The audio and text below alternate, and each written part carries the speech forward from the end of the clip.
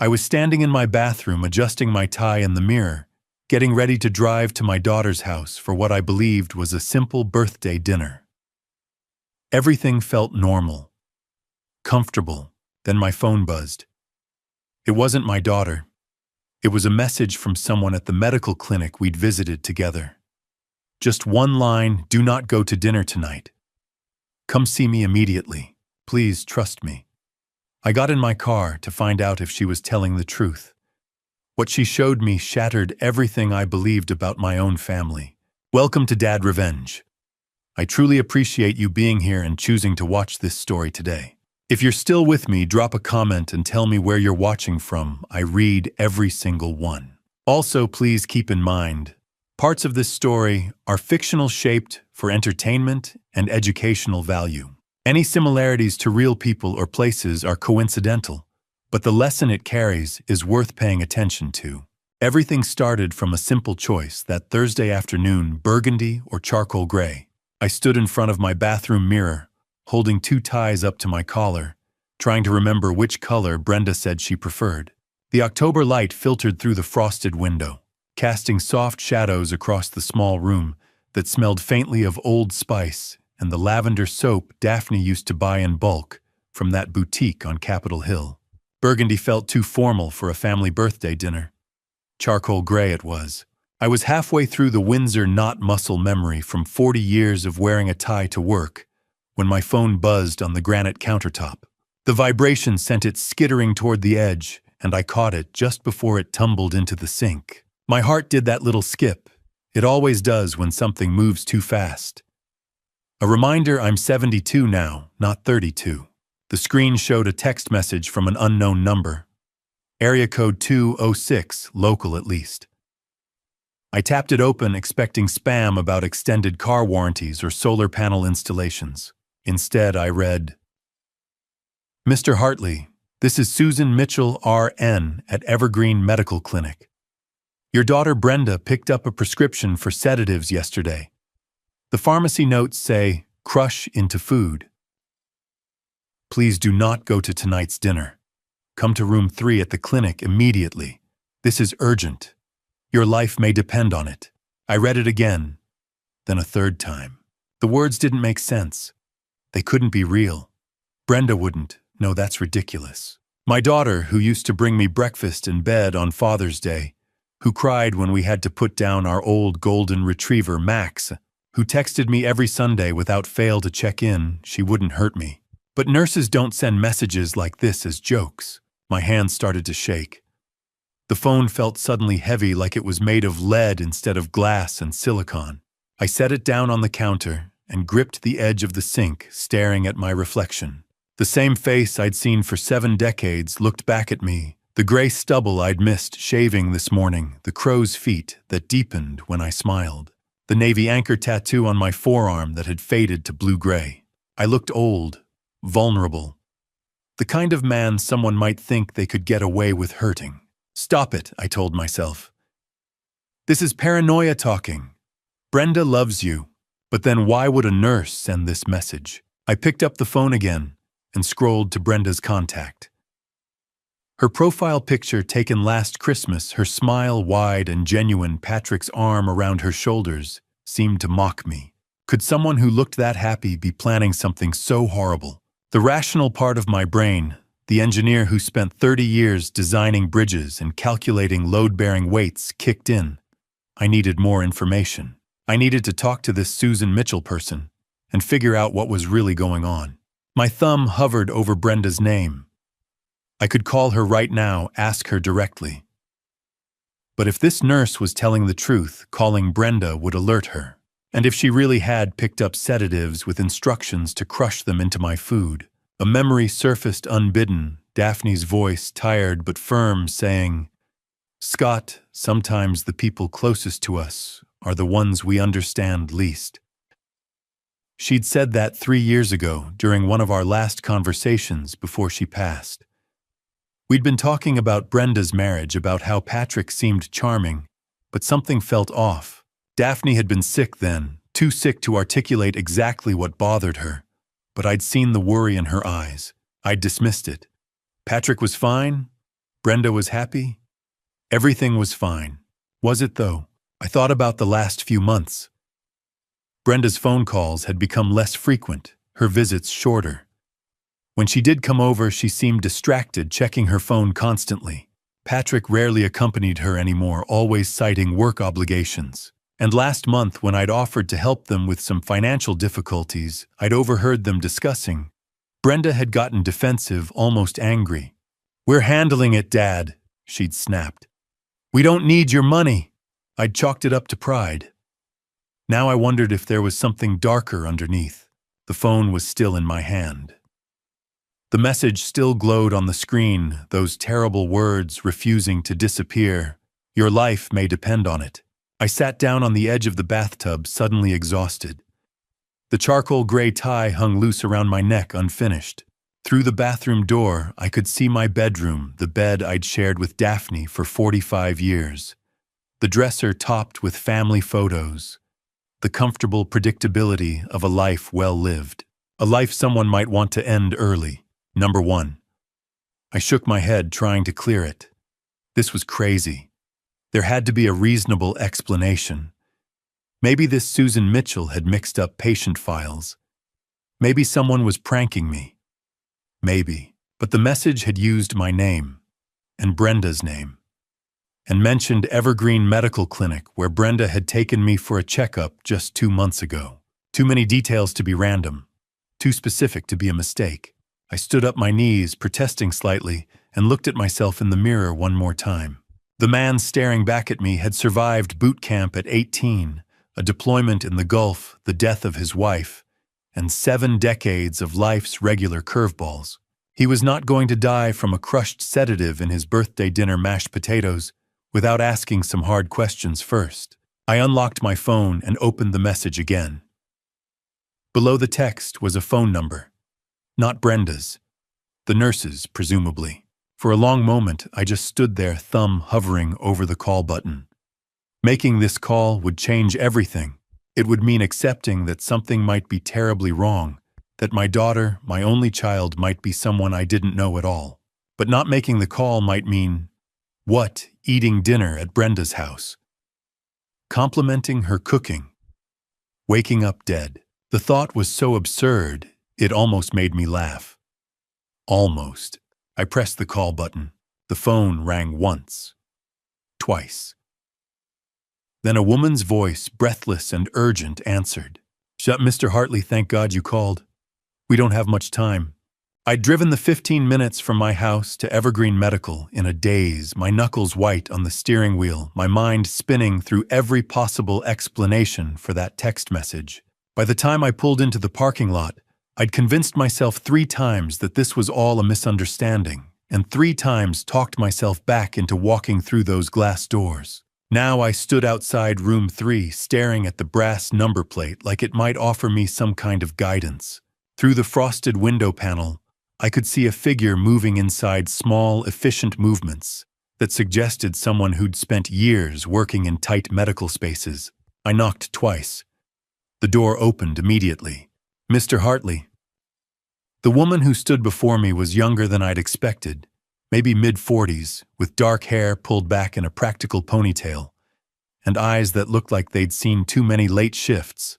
Her scrubs were navy blue with small stethoscope patterns, and she held a manila folder against her chest like a shield.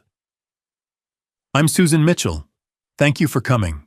I don't understand what's happening," I said, my voice coming out rougher than I intended. "Your message said..." "Please." She gestured to a chair beside a small exam table. "Sit down. I know this is overwhelming, but I need you to see something." I sat.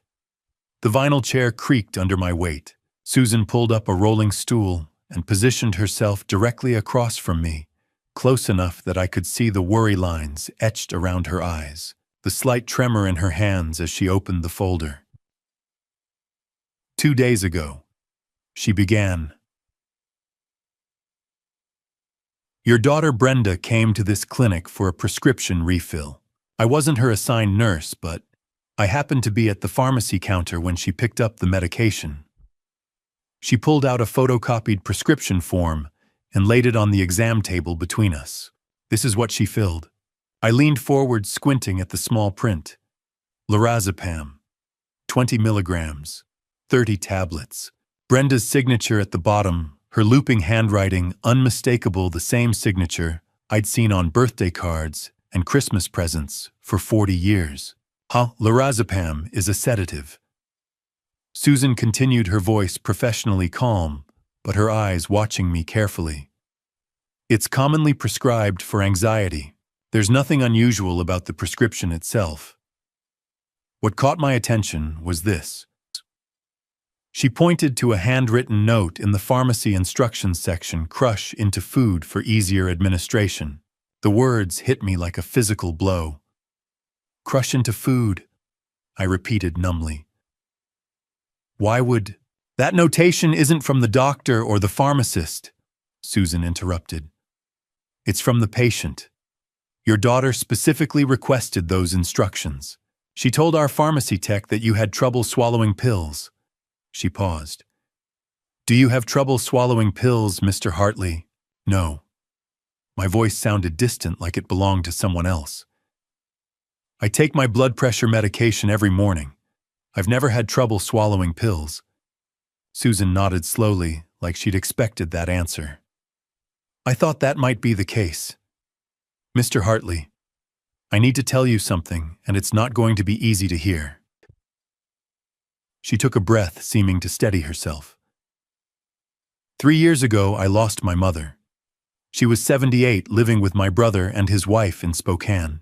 For months, she'd been complaining of confusion, dizziness, memory problems. We thought it was dementia. Her voice cracked slightly. It wasn't dementia. My sister-in-law had been giving her sedatives crushed into her morning oatmeal. By the time we figured it out, my mother had signed over her house, her savings, everything. She died 6 months later in a state facility. The room felt suddenly airless. Why are you telling me this? Because I've seen this pattern before. Susan pulled another document from the folder. This one looked official, with a medical practice letterhead.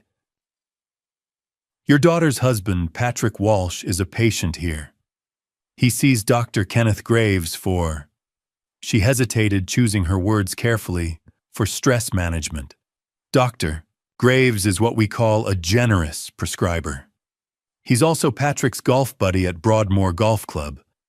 Last month, I overheard them discussing some financial difficulties Patrick was having. Something about needing money quickly to cover gambling debts. My chest tightened. How much money? I don't know the specifics, but Patrick mentioned a timeline: 2 weeks to pay someone back, or there would be consequences. She met my eyes. Mr. Hartley, your daughter picked up that sedative prescription 2 days ago. Your birthday dinner is tonight. The timing is not a coincidence.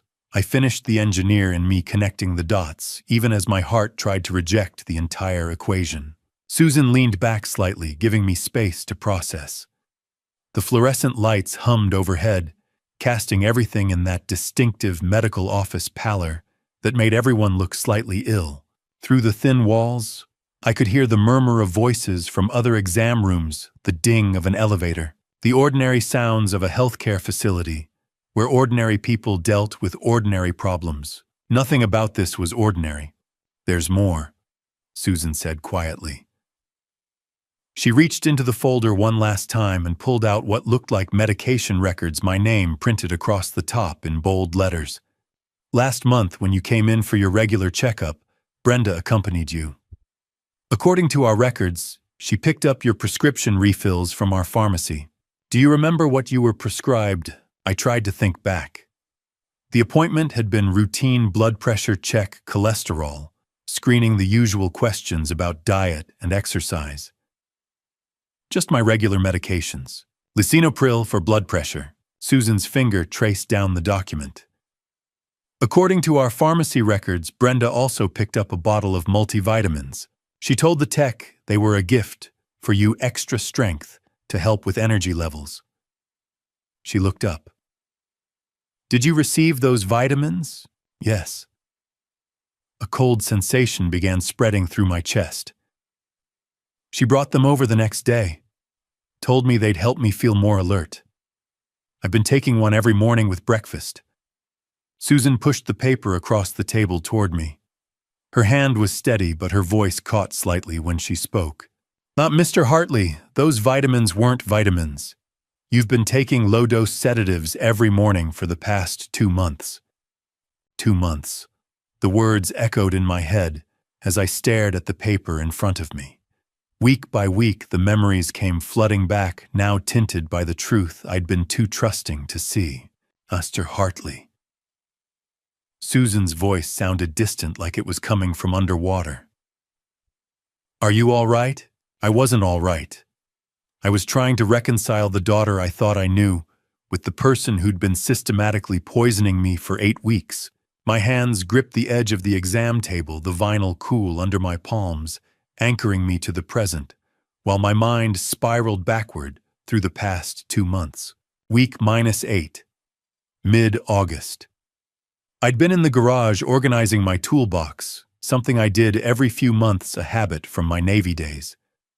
Brenda had stopped by unannounced, which wasn't unusual. What was unusual was her concern. "Dad, you look pale," she'd said, her brow furrowed in that worried way she'd inherited from her mother. "When was your last checkup?" "April, maybe. I'm fine, honey. Just been working outside a lot. I'd been refinishing the deck, spending long days in the summer sun." "That's 5 months ago. You're 72, Dad. You need to be more careful about your health." She'd pulled out her phone, scrolling through something. "Dr. Graves has an opening next week. I'll make you an appointment." I'd laughed it off, told her I'd schedule my own appointments, but she'd been insistent. Pushy even. At the time, I'd thought it was touching my daughter caring about my health. Now, replaying the conversation in my head, I heard something different in her tone. Urgency. Determination. Planning. Week -6. Early September. Dr. Kenneth Graves's office had been nicer than my usual physician's wood paneling leather chairs, a view of the Sound. Dr. Graves himself was younger than I'd expected, maybe mid-50s, with perfect teeth and a golf tan. He'd shaken my hand with the kind of firm grip that felt rehearsed. "Scott, good to meet you. Brenda's told me so much about you." He'd smiled, settling behind his desk. Navy veteran engineer, built half the bridges in this state. Impressive resume. The appointment had been quick. Blood pressure normal. Heart rate fine. Dr. Graves had asked a few questions about sleep, energy levels, stress. Standard stuff. Then, at the end, he'd written something on his prescription pad. "I'm going to give you some supplements," he'd said, tearing off the sheet.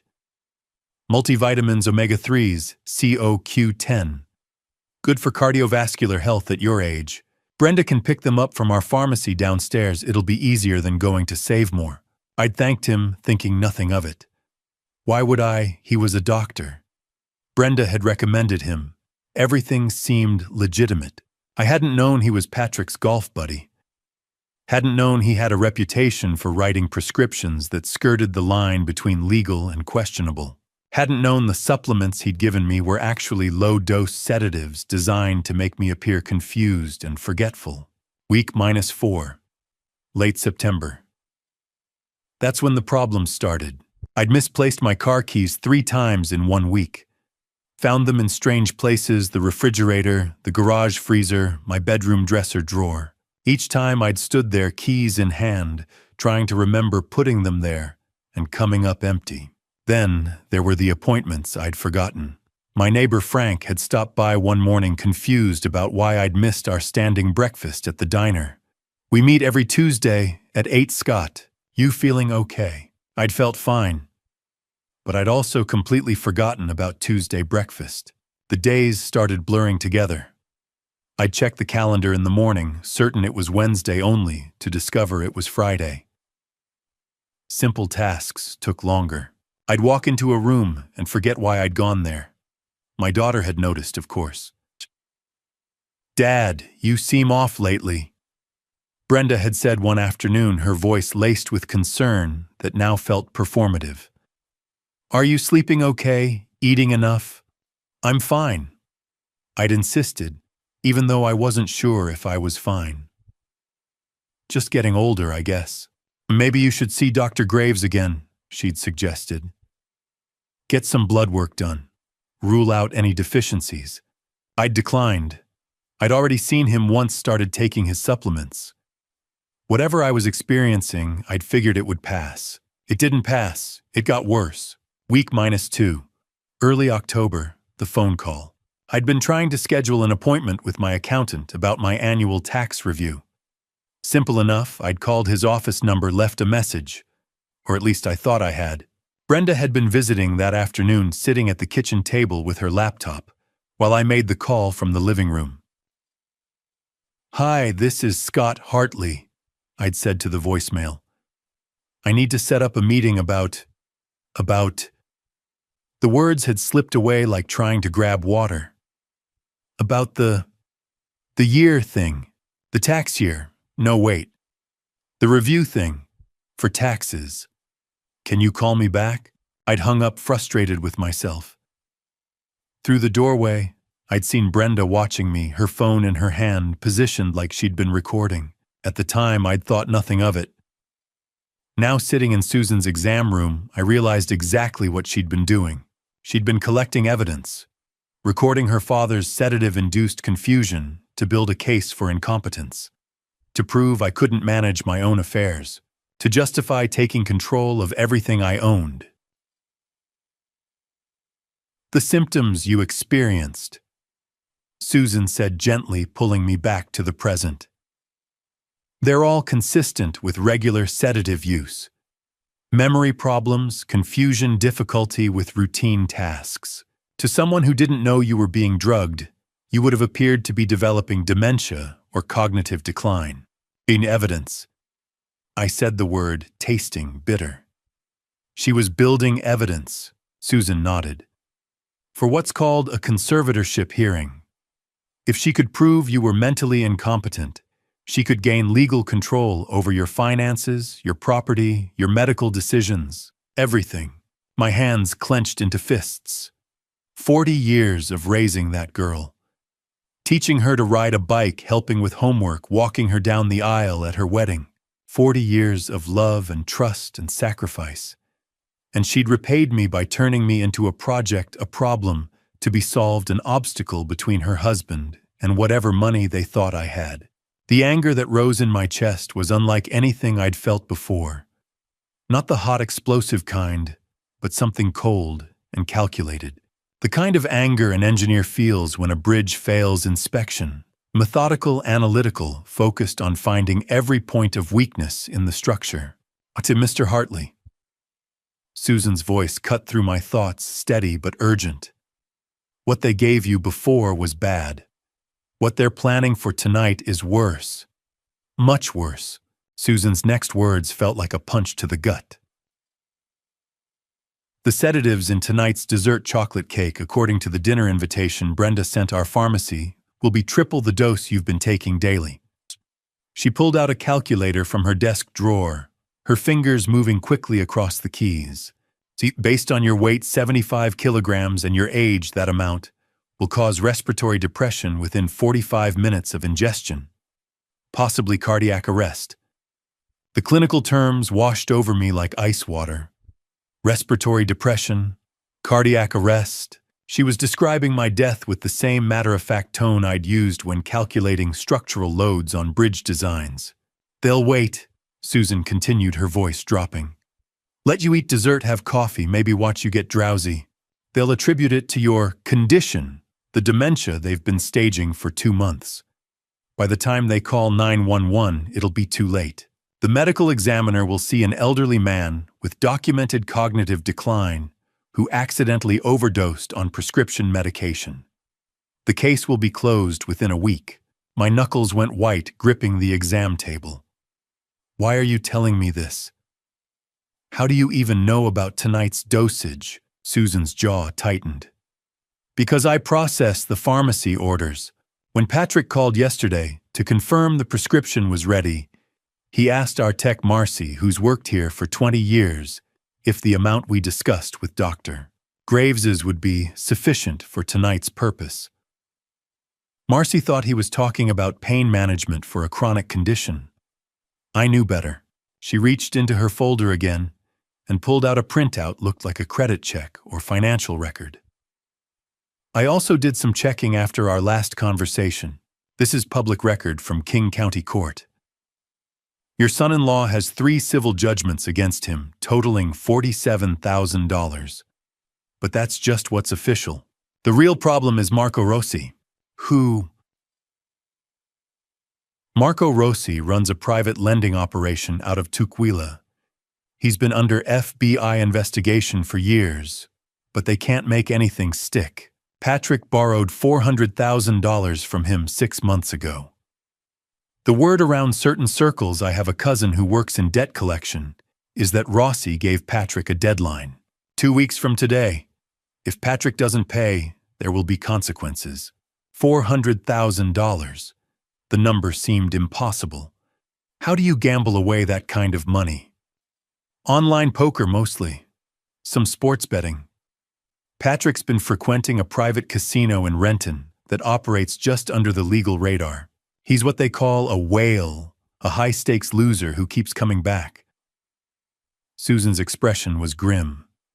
Your house is worth $870,000, Mr. Hartley. No mortgage. I checked the county assessor's records. You also have a life insurance policy through Navy Federal Credit Union, $250,000. Brenda is listed as the sole beneficiary. My mind did the math automatically. $870,000 plus $250,000. Over $1 million. More than enough to pay off a loan shark and have plenty left over. More than enough to make murder worthwhile. The timeline fits. I said, my voice sounding distant even to my own ears. Patrick needs the money in 2 weeks. If I die tonight, Brenda inherits everything. The life insurance pays out within 30 days, typically. The house can be sold quickly if they price it right, especially in this market. Exactly. Susan leaned forward. Mr. Hartley, I need you to understand something. This isn't just financial desperation. This is a calculated plan involving at least 3 people, your daughter, your son-in-law, and Dr. Graves. They've been working on this for months. The sedatives, the staged confusion, the documented decline. It's all designed to make tonight's death look natural, even expected. A strange calm settled over me. Maybe it was shock. Maybe it was that part of my brain that had spent decades solving complex engineering problems. The part that didn't panic when a bridge inspection revealed structural weaknesses, just calculated what needed to be done to fix it. I'd spent 8 weeks being slowly drugged into appearing incompetent. 8 weeks watching my daughter build a case against my mental fitness while poisoning me. 8 weeks being treated like a problem to be solved, rather than a person to be loved. But I'd also spent 4 years in the Navy learning how to respond to threats. 30 years as an engineer learning how to analyze systems and find their weak points. 72 years learning that sometimes the best defense is a good offense. You can't go to that dinner, Susan said, urgently gripping my arm. Mr. Hartley, if you walk into that house tonight, you might not walk back out. I stood up feeling decades of military training crystallizing into a cold, clear purpose. Yes, I can, and I will, but not as a victim. In the parking lot, under fluorescent lights that made the October evening feel harsh and clinical. Susan handed me something no bigger than a shirt button. It's a recording device, she said, her voice low despite the empty lot around us. Video and audio. My ex-husband used to work private security. He left a box of equipment when he moved out.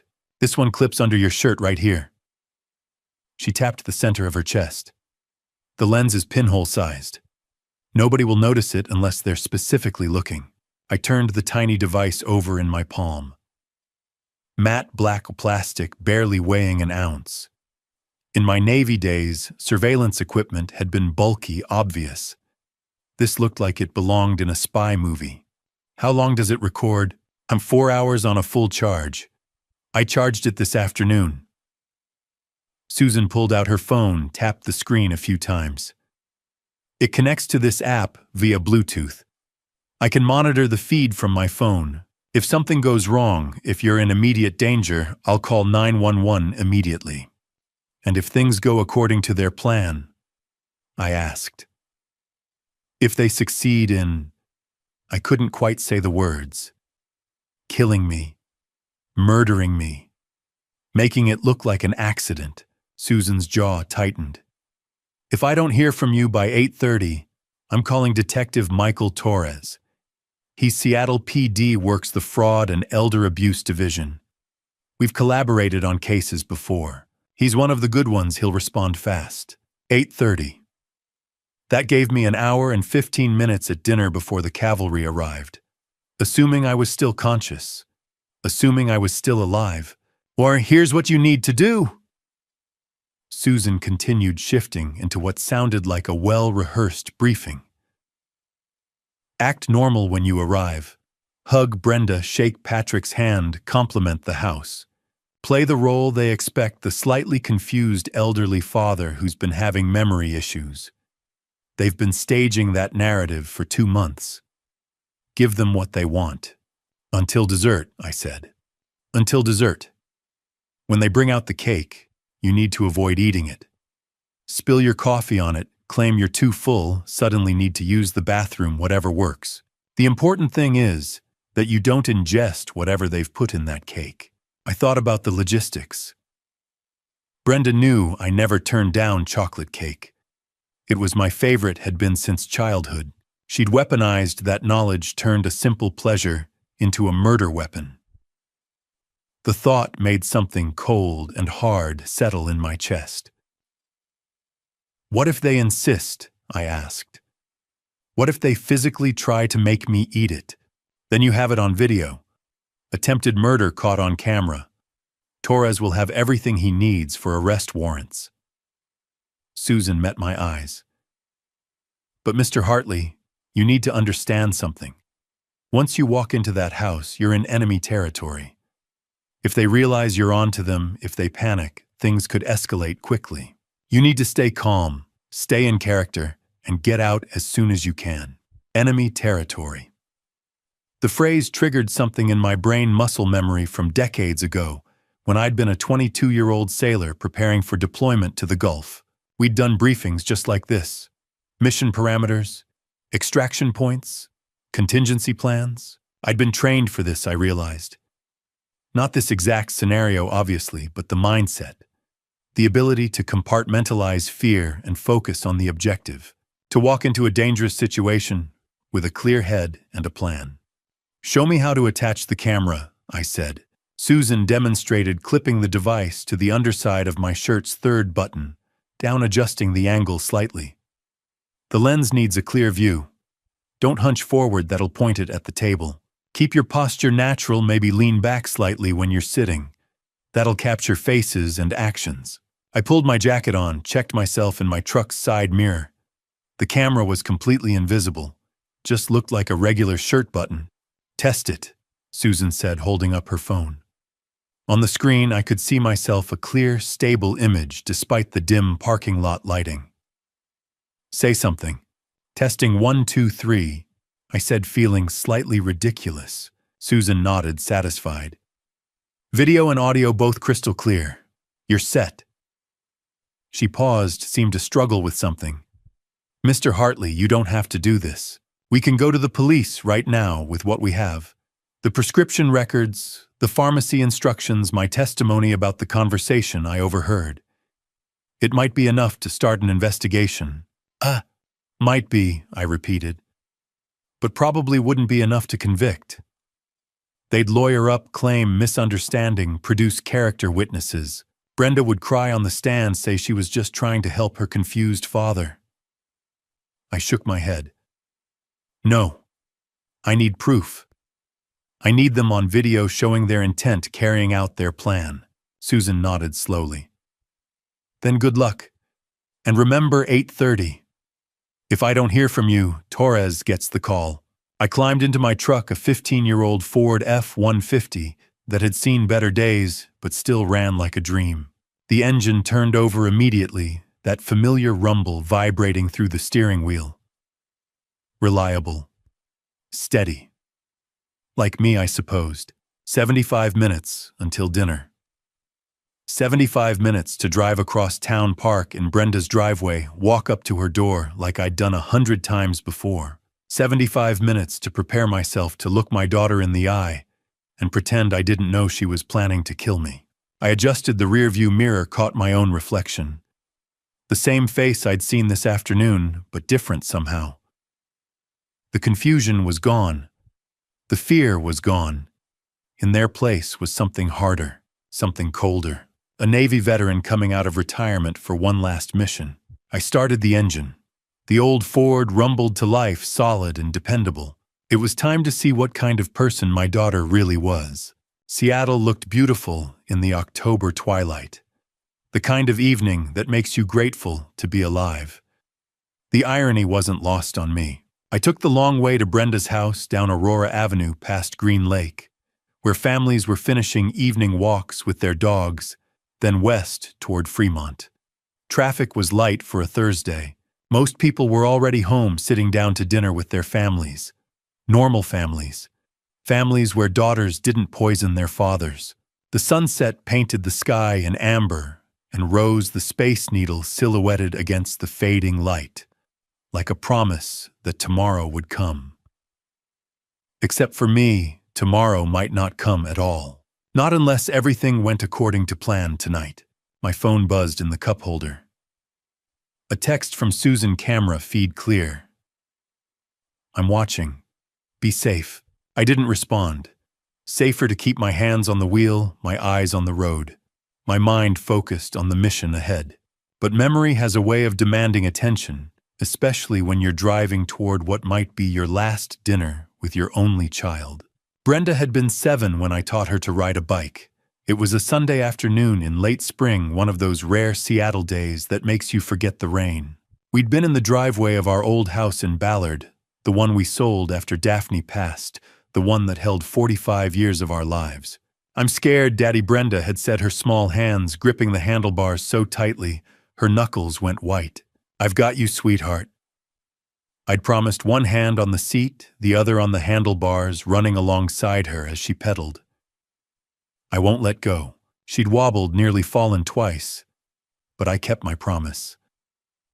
I didn't let go until she was ready, until she found her balance and pedaled away from me, her laughter floating back on the spring breeze. I won't let go. When had she let go of me? The traffic light at Fremont turned red. I stopped watching a young couple cross the street, hand in hand, laughing about something trivial.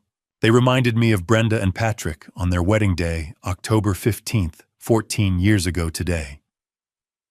I hadn't realized it was their anniversary until just now. Maybe that was why they'd chosen tonight. A birthday dinner on their anniversary. Or maybe it was simply efficient. 2 milestones, 1 outcome. Daphne had cried during the ceremony. Happy tears, she insisted later, but I'd seen something else in her eyes when she watched Patrick move through the crowd with effortless charm. He seems nice, she'd whispered to me during the reception. But there's something I can't explain. Cold feet, I'd said. You're losing your baby girl. Maybe. But her expression said she wasn't convinced. The light turned green. I drove on, crossing the Fremont Bridge, not one I'd designed, but one I'd consulted on years ago. The structure was solid. It would outlast all of us. That's what good engineering does. It builds things that endure. What kind of legacy was I leaving behind? A daughter who saw me as a bank account. A son-in-law who saw me as leverage. A granddaughter who, Olivia, she'd been born on a Tuesday morning in April, 3 weeks early, and screaming. Brenda had been exhausted, but glowing, looking up at me from the hospital bed, with that same mix of pride and vulnerability I remembered from her childhood. Do you want to hold her, Dad? I'd taken Olivia carefully, this tiny life weighing barely 6 pounds, her fists curled against her chest. She fit perfectly in the crook of my arm. You're going to be a wonderful mother, I'd told Brenda, just like yours. Olivia would be at dinner tonight. The realization hit me hard. Would they do this in front of her? Would she sit at the table while I ate poisoned cake unaware of what was happening? Or worse, would she know? Number one, I refused that thought. Olivia was a good kid. Smart, curious kind. Daphne's eyes. My stubborn chin. She'd visited me just last month, helped me clean the garage, told me about school and friends and the boy she liked, who didn't know she existed. She wouldn't be part of this. I turned onto Broadmoor Avenue, entering the neighborhood Brenda and Patrick moved into 5 years ago. Big houses, big mortgages, the kind that demanded 2 incomes, or debt, or an inheritance that arrived sooner than planned. Brenda has your stubbornness and my heart, Daphne once told me after Brenda's graduation. That combination will either make her remarkable or destroy her. What would Daphne think now? I passed the Morrison Bridge, one of mine designed decades ago when I was younger, and the world felt more stable. It stood firm against the darkening sky, carrying thousands of people every day. Proof that I'd built something that mattered. What was Brenda building? The GPS announced my arrival. I pulled into the driveway slowly. The house glowed with warm light. Pumpkins on the porch. Smoke curling from the chimney. Perfect. Inviting. A flawless trap. I sat in the truck for a moment, engine idling, staring at the house where my daughter lived. Where she planned to serve me birthday cake laced with sedatives. Where she would watch me collapse, then call for help, too late. I checked the button camera once more. Still recording. Susan was watching. Detective Torres was ready. I turned off the engine and stepped into the cool evening air. Brenda opened the door before I could knock, like she'd been watching me through the window. Dad. Her voice was bright, almost musical, but when she wrapped her arms around me, the embrace felt hollow, all motion, no warmth. Like hugging a mannequin programmed to simulate affection. Happy birthday, come in, you must be freezing. It was 52 degrees. I wasn't freezing. Thanks, honey. I stepped into the foyer, noting how her smile didn't quite reach her eyes. They were calculating, assessing like a surgeon studying where to make the first incision. You look beautiful. She did technically. Hair, perfectly styled, makeup, flawless, wearing a burgundy dress that probably cost more than my monthly pension. Too much polish for a casual family dinner. She was dressed for something important. For murder, apparently, you dress up. Patrick. She called toward the back of the house. Dad's here. Heavy footsteps thundered through the hallway. Patrick emerged from what I assumed was the kitchen, his face flushed, his smile too wide, too enthusiastic. He reeked of bourbon, not subtly either. The smell hit me from 6 feet away. Guten the birthday boy. He grabbed my hand in both of his, pumping it vigorously. 73 right. You don't look a day over 65, I swear to God. 72. I was 72. But I let it slide, played my role. I'm getting old, I said, allowing a slight tremor into my voice. Can't remember if I fed the cat this morning. I didn't have a cat. Hadn't had one since Daphne passed. But Brenda's eyes lit up at my confusion. Weird, that's okay, Dad, she said, her voice dripping with patronizing concern. We all forget things sometimes. Come on, let me show you what we've done with the living room. We just had it redecorated. She wasn't lying. The living room looked like a furniture showroom, everything new, expensive, coordinated. A leather sectional that probably cost $8,000. An entertainment center in dark walnut. Abstract art on the walls that I recognized from a gallery downtown where pieces started at 5 figures. Patrick was an insurance adjuster. Brenda worked part-time as a real estate agent. This level of spending didn't match their income even in a good year, which meant they were living on credit or planning to live on inheritance. Beautiful, I said, running my hand along the sofa's arm. When did you get all this? Last month. Patrick said, his enthusiasm unwavering. We figured life's too short not to enjoy nice things. You taught me that, Scott. I'd never taught him anything of the sort. I'd built a life on Navy discipline and engineering practicality, Buy quality, maintain it, make it last. This wasn't quality. This was desperation disguised as success. Grandpa.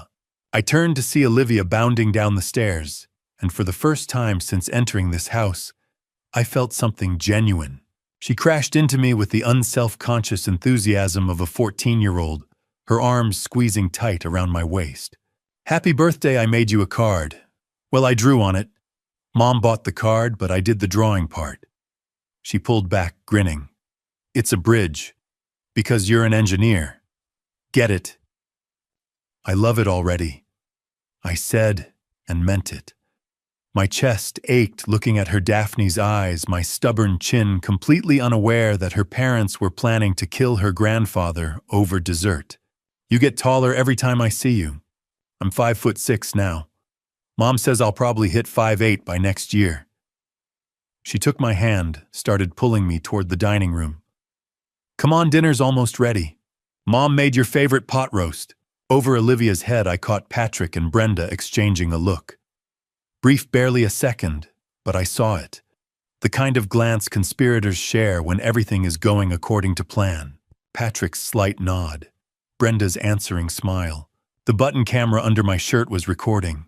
Susan was watching. Every word, every expression, every incriminating detail was being captured and transmitted to someone who could stop this if things went wrong. I hoped she was paying attention to that look. "Smells wonderful," I said, letting Olivia lead me through the house. The dining room table was set elaborately white tablecloth, good china candles already lit. Wine glasses at each place setting, and in the center a covered cake stand. Chocolate cake, no doubt. My favorite. My execution. "Why don't you sit here, Dad?" Brenda said, pulling out the chair at the head of the table. "Birthday boy gets the best seat." I sat. Patrick moved to my left, Brenda to my right, positioning themselves like guards or witnesses. Olivia took the chair across from me, still chattering about school and her art project, and the boy she liked, innocent noise that felt like a shield against what her parents were planning. "Let me get the roast," Brenda said, disappearing into the kitchen.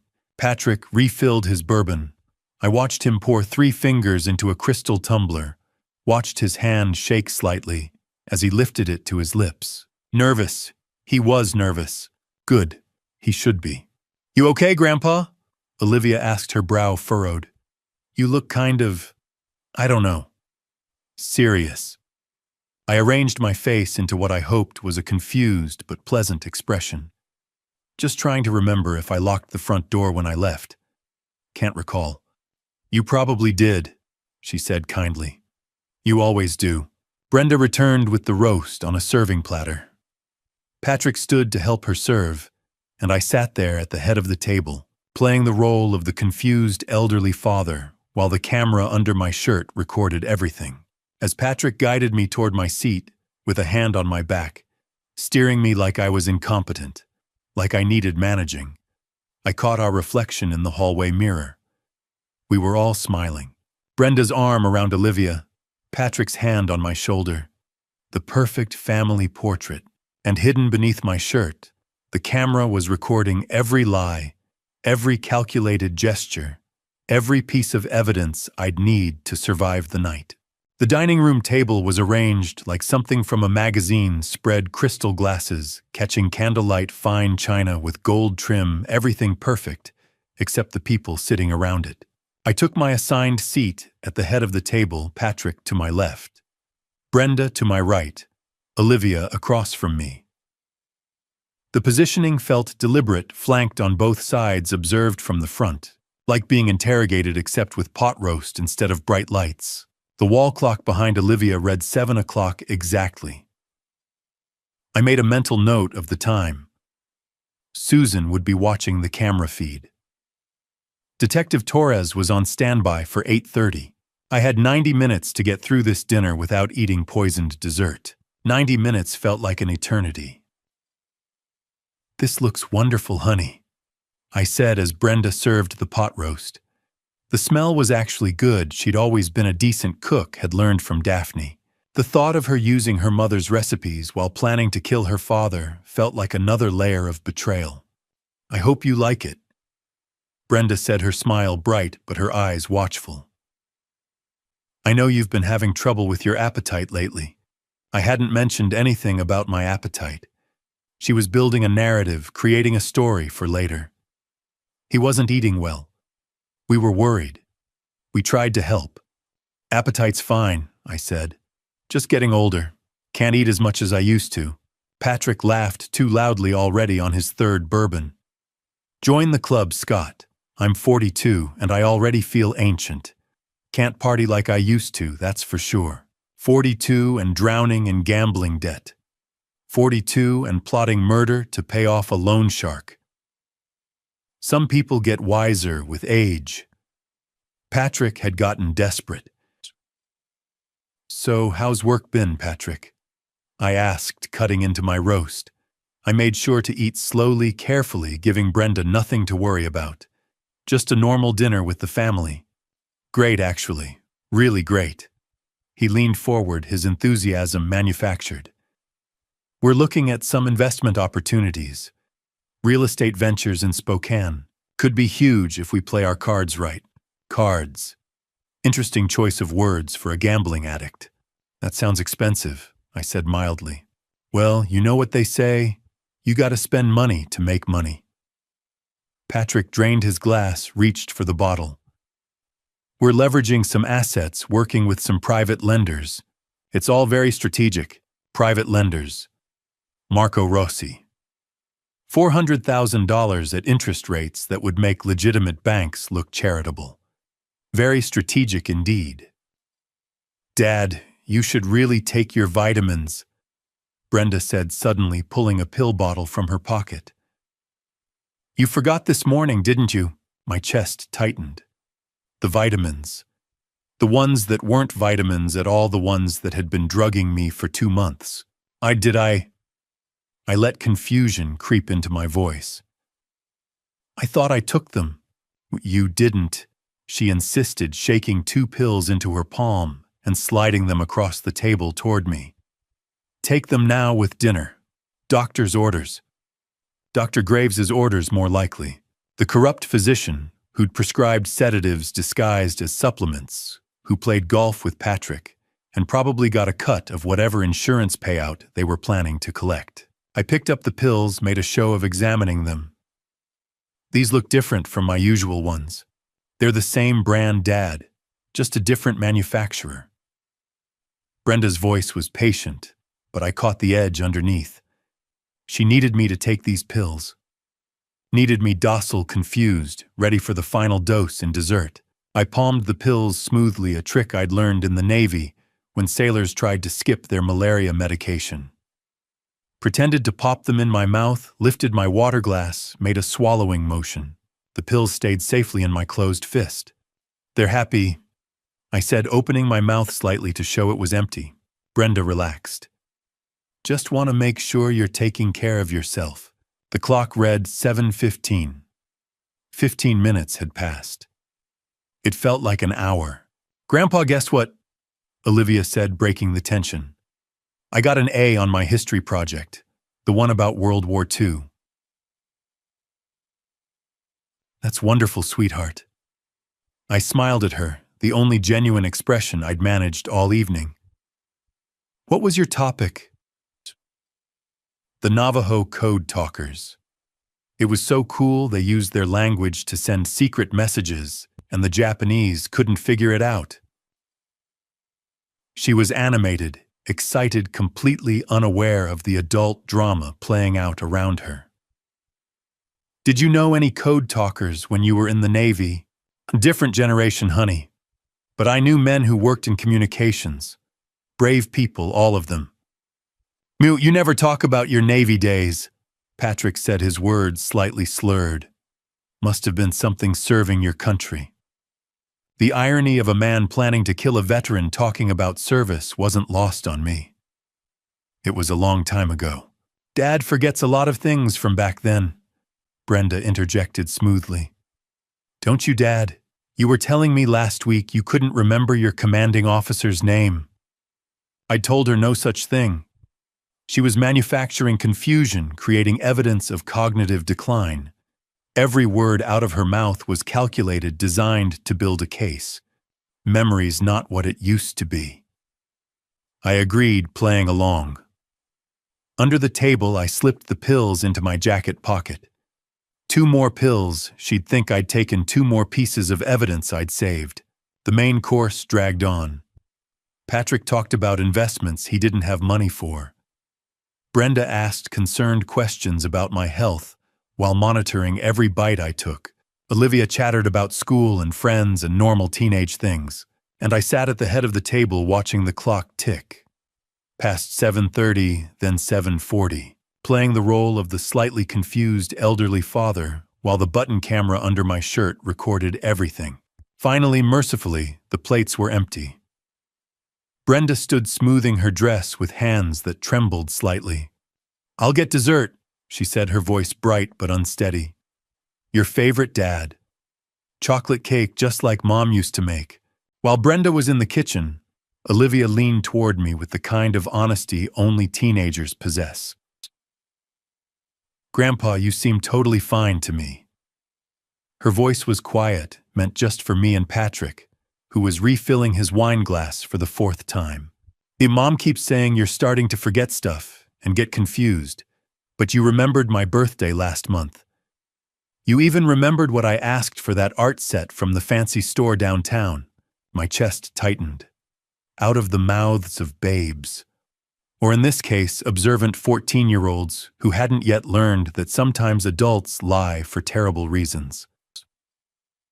"Well, I have my good days and bad days," I said, carefully aware the camera was recording this.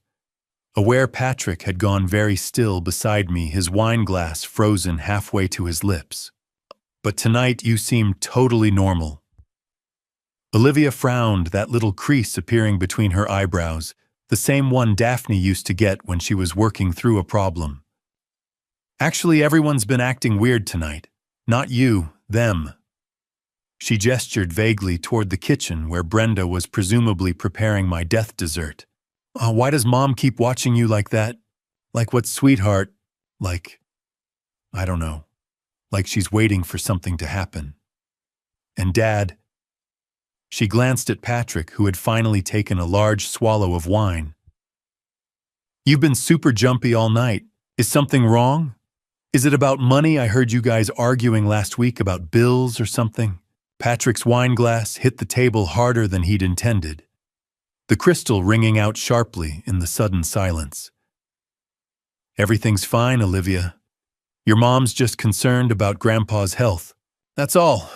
Nothing for you to worry about." But Olivia wasn't backing down. She'd inherited my stubbornness, along with Daphne's perceptiveness, a dangerous combination for her parents' plans. "But why are you guys being so weird about it? Like if Grandpa was really sick, wouldn't you just say so instead of all this?" She waved her hand, searching for words. "This creepy watching thing. Olivia," Patrick's voice had an edge now. "Drop it. I'm just saying it's weird. You keep looking at each other like you're in some kind of..." "No, that's enough." Brenda's voice cut through the dining room like a knife. She stood in the doorway from the kitchen, hands empty, no dessert, yet her face carefully composed, but her eyes blazing. She'd heard Olivia's questions. Heard her daughter poking holes in the carefully constructed narrative they'd been building for 8 weeks. "Mom, I was just..." "Go to your room." Brenda's tone was flat final. "Now." Olivia's eyes widened. "What? Why? I didn't do anything." "Now, Olivia." The harshness in Brenda's voice made even me flinch. This wasn't the concerned daughter who'd been monitoring my eating all evening. This was something rawer, more desperate. The mask had slipped just for a moment, and what showed underneath wasn't pleasant. "But Mom..." Did I stutter? Brenda took a step into the room, and I saw Patrick's hand tighten around his wine glass. "Go to your room. Do your homework. I'll bring you cake later." Olivia stood slowly, her chair scraping against the hardwood floor. Her eyes were shiny with tears, not understanding what she'd done wrong. not comprehending that she'd simply been too observant, too honest, at exactly the wrong time. "I was just trying to—" Her voice cracked.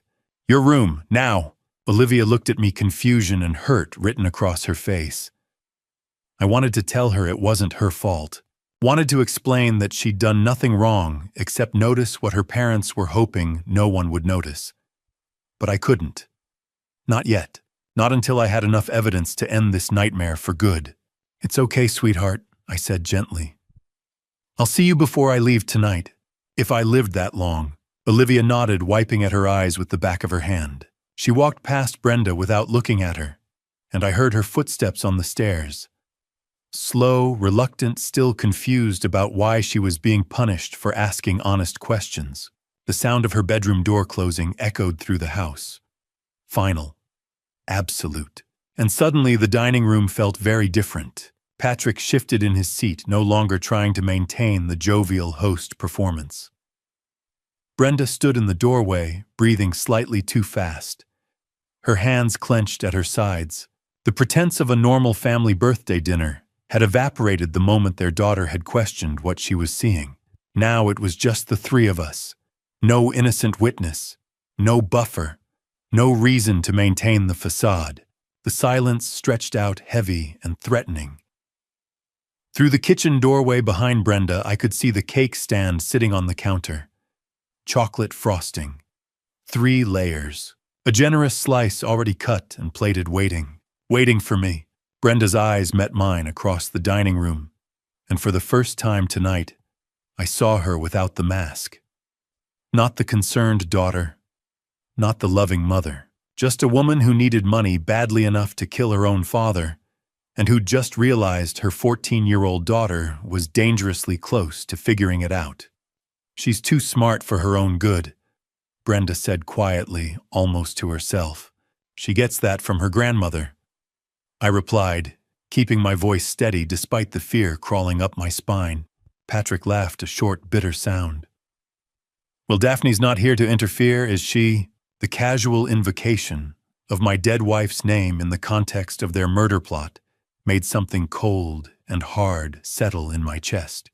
But I kept my face neutral, kept playing the role of the slightly confused elderly father who had no idea what was really happening. The bedroom door upstairs, Olivia's door, had closed like a prison cell door. Now it was just the three of us alone with their plan and my knowledge of it. When Brenda emerged from the kitchen, she carried a chocolate cake that should have represented love, but instead represented something far darker.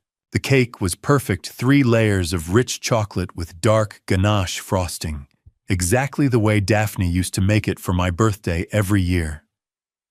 The sight of it hit me like a physical blow. 45 years of birthdays, 45 times watching my wife carefully measure cocoa and sugar, test the layers with a toothpick, frost each tier with patient precision. She'd always saved the corner piece for me because she knew I liked the extra frosting. Now her daughter was using that same recipe to kill me. "Here we go," Brenda said, her voice artificially bright. But her hands trembled as she set the cake stand on the table between us. The tremor was slight, most people might not have noticed, but I'd spent 50 years reading structural vibrations in bridges. I knew instability when I saw it. She was nervous. "Good. That looks beautiful, honey," I said, keeping my voice warm, grandfatherly. "Just like Mom used to make." Something flickered across Brenda's face, guilt maybe, or just the recognition that she was about to poison her father with her dead mother's recipe. But it passed quickly, replaced by that false smile she'd been wearing all evening. "You know, I wanted tonight to be special," she said, picking up the cake server. "Your 73rd birthday deserves the best." 72nd. But I didn't correct her again. Let her think I was confused, forgetful the declining old man they'd been manufacturing for 8 weeks. She cut the first slice, a massive wedge easily 3 times larger than the pieces she'd cut for Patrick and herself. The disparity was obvious, almost comically so. A normal serving would have been 1/12 of the cake. Mine was closer to 1/4 of the entire thing. More cake meant more surface area. More surface area meant more places to hide crushed sedatives. And that's a lot of cake, I observed mildly. Well, it's your birthday. You should have as much as you want. Brenda's voice was steady, but I caught the white residue on her fingertips as she slid the plate toward me, a fine powder that clung to the whorls of her fingerprints like chalk dust. She noticed me looking and quickly wiped her hands on her napkin, but I'd already seen it. Evidence. The camera under my shirt had captured it. She positioned the plate directly in front of me with precise care, the fork and napkin arranged just so. Then she settled back into her chair, watching, waiting. Patrick shifted beside me, his fourth, or was it fifth bourbon, sitting half-finished at his elbow. He checked his watch, a quick flick of his wrist that he tried to make casual but came across as anxious. How long did crushed sedatives take to work? 15 minutes, 20. He was calculating timeline, probably figuring out when to call 911, how long to wait before discovering me unresponsive. Aren't you two having cake? I asked, noting their much smaller slices remained untouched on their plates. We'll wait for you to start, Brenda said. Birthday boy gets the first bite, of course. They needed to watch me eat the poisoned slice. Needed to be sure I'd actually consumed it before they could relax, before they could start mentally spending the money I represented. $870,000 from my house. $250,000 from life insurance. Over 1 million reasons to murder sitting right there in 3 layers of chocolate cake. I picked up my fork. The silver felt heavy in my hand, or maybe that was just my awareness of what the next 60 seconds would determine. Eat this cake and I'd die. Probably within the hour while they sat here pretending to be concerned, waiting just long enough to make my death look accidental before calling for help that would arrive too late. Don't eat it, and I'd have to explain why. Would have to reveal I knew what they'd done, what they were planning. And then what? Would Patrick grab me? Would Brenda call Dr. Graves to come assess my paranoid delusions? The clock on the wall behind Patrick read 7:42. 48 minutes until Susan called Detective Torres. 48 minutes until backup arrived. I just had to survive that long. On Dad. Brenda's voice had an edge now. Are you okay? I realized I'd been staring at the cake for too long. Just admiring it, I said. You did such a beautiful job. Mom would be proud. The invocation of Daphne seemed to hit Brenda harder than I'd expected. Her mouth tightened, and for just a second, I saw something that might have been grief, or maybe just irritation that I was taking so long to eat the murder weapon she'd so carefully prepared. Well, go ahead. Patrick said, his jovial mask slipping to reveal the desperate man underneath. Try it. Brenda worked on it all afternoon. I'll bet she did. Carefully crushing pills, measuring dosage, mixing the powder into the frosting where it would be invisible against the dark chocolate. Making sure the slice she gave me contained enough sedatives to stop my 72-year-old heart. I cut into the cake with my fork. The layers separated perfectly. Daphne's recipe was always reliable. Moist chocolate cake, rich ganache, smooth and dark. It looked delicious. It smelled like every birthday I'd had for 4 decades. It would kill me if I ate it. I lifted the fork toward my mouth, let it hover there for just a moment. Everything depended on what happened in the next 60 seconds. Before I tell you how I escaped what was waiting for me that night, pause for a moment. Based on everything you've heard so far, what do you think was really happening, and what would you have done in my place? Share your thoughts or predictions in the comments so I know you're still here with me. And after you finish the video, rate it on a scale of 1 to 10 in the comments. Your support truly helps me make even better stories. One important note. The next part of this story includes fictional elements, and some details may not fully reflect reality. If that's not something you're comfortable with, this is a good place to stop watching. I'm sorry, I said slowly, pushing back from the table, letting my chair scrape against the hardwood floor. I need to wash my hands before I eat. Old Navy habit. The fork was still in my hand, the poisoned cake still untouched on my plate. I set the fork down carefully, like an old man who needed to concentrate on simple tasks. Brenda's face went rigid. "Dad, just eat first. The cake will get warm." Too eager. The desperation in her voice was naked, unmistakable. She needed me to eat that cake, needed to watch me consume the lethal dose she'd so carefully measured into the frosting. Just a minute," I said, my voice mild apologetic. "Won't take long." I stood moving with the careful slowness I'd been cultivating all evening, the slightly unsteady gait of a 72-year-old man who might be exactly as confused as his daughter had been claiming. Patrick didn't even look up, was already refilling his bourbon for what had to be his 6th drink of the evening, rambling about some real estate investment opportunity in Portland that probably didn't exist.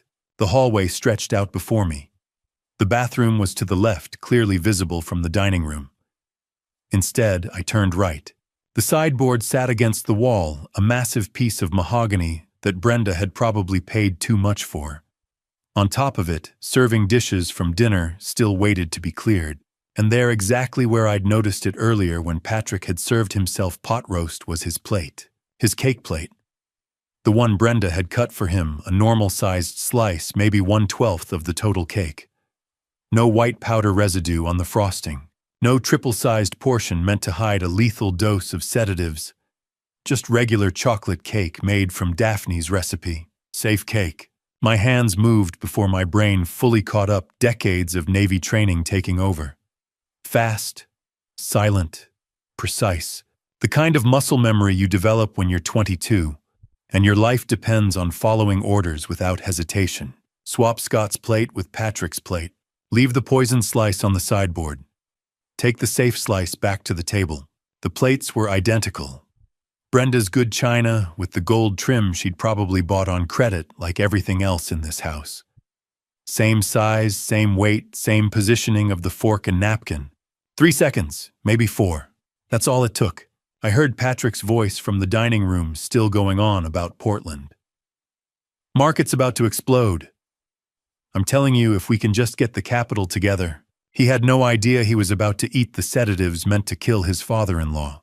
I walked back into the dining room at the same measured pace I'd left, carrying the safe cake slice like it was exactly what I'd started with. Patrick hadn't even noticed I'd gone. Brenda was watching me like a hawk, her eyes tracking my movement from hallway to chair. "Feel better?" she asked, her voice tight. "Much." I sat down, picked up my fork, and cut into the cake. Took a bite. Let the chocolate melt on my tongue, rich, familiar, exactly the way Daphne used to make it. For a moment, grief hit me harder than fear. This should have been a celebration. Should have been family gathered around a table sharing memories and laughter, and a cake made with love instead of murder. "It's perfect, honey," I said and meant it. The cake was perfect. It was just the people around it who were poison. Brenda's shoulders relaxed slightly. She'd watched me take that first bite, had seen me swallow, and relief flooded her face. "He's eating it. He's consuming the sedatives. The plan is working. Except, I wasn't eating poisoned cake." Patrick's safe slice sat on my plate while the lethal dose waited on the sideboard in the hallway, exactly where Patrick had left his original plate. Patrick was still talking, his words starting to slur together, now that the bourbon was really hitting him. "Shut. This guy I know, Marcus. He's got connections in Spokane, says we could flip properties for..." He cut into his own cake, the fork moving automatically while he rambled, brought it to his mouth. Took a big bite, the first bite of what should have been his safe slice, what was now the poisoned portion that Brenda had prepared so carefully for her father. I watched him swallow, take another bite, still talking, barely tasting the cake, just shoveling it in between sentences about investments and opportunities and all the lies he'd been telling himself to justify what they'd planned to do tonight. The clock on the wall read 7:47. 43 minutes until Susan called Detective Torres. I took another bite of my safe cake, let it sit on my tongue for a moment before swallowing, and counted the seconds in my head. For 5 minutes, we sat there eating cake like a normal family celebrating a birthday. Then Patrick's fork clattered onto his plate. I'd been counting. 8:05 when we'd started eating. 8:06 when Patrick had taken his third large bite of the poisoned cake meant for me. 8:07 when Brenda had looked at me with growing confusion, probably wondering why I wasn't showing any signs of the sedatives she'd carefully measured into my slice. 8:10 when Patrick's face began to change color. "You okay, honey?" Brenda asked, her attention shifting from me to her husband. Patrick had gone very still, one hand pressed against his stomach, his bourbon forgotten on the table. "I'm fine," he said, but his voice sounded strained. "Just ate too fast, I think." I took another bite of my safe cake, Patrick's original slice, the one without any pharmaceutical additions, and watched. The engineer in me was fascinated by the precision of it all. The human in me felt a cold satisfaction. 8:12. Patrick pushed back from the table abruptly, his chair scraping loud against the hardwood. I don't feel good." He stood swaying slightly, one hand still clutching his stomach. His face had gone from flushed to a greenish pale that would have been comical in any other context. Brenda was on her feet now, alarm replacing confusion. "What's wrong?" "I think I'm gonna—" He didn't finish the sentence, just stumbled toward the hallway, hand over his mouth. 8:13. The sound of violent retching echoed from the bathroom, brutal wrenching, the kind of vomiting that comes from deep in the gut and doesn't stop. Once, twice, 3 times. I'd heard that sound before decades ago in the Navy, when a sailor had accidentally ingested contaminated water. Ipecac did, that forced your body to expel everything in your stomach with an urgency that couldn't be ignored or controlled. Brenda stood frozen in the dining room doorway, her face a mask of confusion and growing panic. "I don't understand. What's happening? Did he eat something bad, Patrick?" More retching, more violent expulsion. Patrick's agony was audible even from the dining room. I set down my fork with deliberate calm and looked at Brenda. Really looked at her, this woman who'd been my daughter for 40 years, who'd spent 8 weeks drugging me, who'd baked a chocolate cake with a lethal dose of sedatives meant to stop my heart. "It wasn't sedatives, Brenda." She turned to me, her eyes wild. "What?" "The cake. The slice you cut for me, the one with the crushed pills mixed into the frosting." I kept my voice even factual, the way I'd deliver a bridge inspection report. "It wasn't sedatives. It was Ipecac syrup." Her face went blank, not comprehending. "Ipecac," I repeated. "It's an emetic. Makes you vomit. Violently. For 20 to 30 minutes. It's what poison control centers used to use before activated charcoal became standard." I paused, letting that sink in. "The pharmacist who filled your prescription, Nathan Cooper at Save More Pharmacy, he switched the pills. Gave you Ipecac instead of lorazepam." Another wave of retching from the bathroom. Patrick's suffering provided a grotesque soundtrack to my explanation. "That's impossible," Brenda whispered. "I picked up the prescription myself. I saw the label. It said lorazepam, but the pills inside weren't lorazepam." I picked up my water glass, took a sip, completely calm. "Nathan has a conscience, apparently. When he figured out what you and Patrick were planning, he made a substitution. He couldn't quite bring himself to call the police. That would have cost him his job, maybe his license. But he also couldn't let you kill me. So he gave you something that would make me violently ill, but wouldn't actually harm me." Brenda's legs seemed to give out. She sank back into her chair, staring at me like I was speaking a foreign language. "Oh, of course I didn't eat the Ipecac-laced cake anyway," I continued. "When I went to wash my hands, that old Navy habit I mentioned, I swapped plates. The poisoned slice you cut for me, Patrick, just ate it. And he's discovering right now what 30 milligrams of crushed Ipecac mixed into chocolate frosting does to a human digestive system. The bathroom had gone momentarily quiet. Then another violent heave followed by Patrick's groan of misery. Brenda's face cycled through emotions: shock, disbelief, denial, and finally dawning horror. You knew. This whole time you knew. Susan Mitchell called me this afternoon. The nurse at Evergreen Medical. She recognized what you were doing.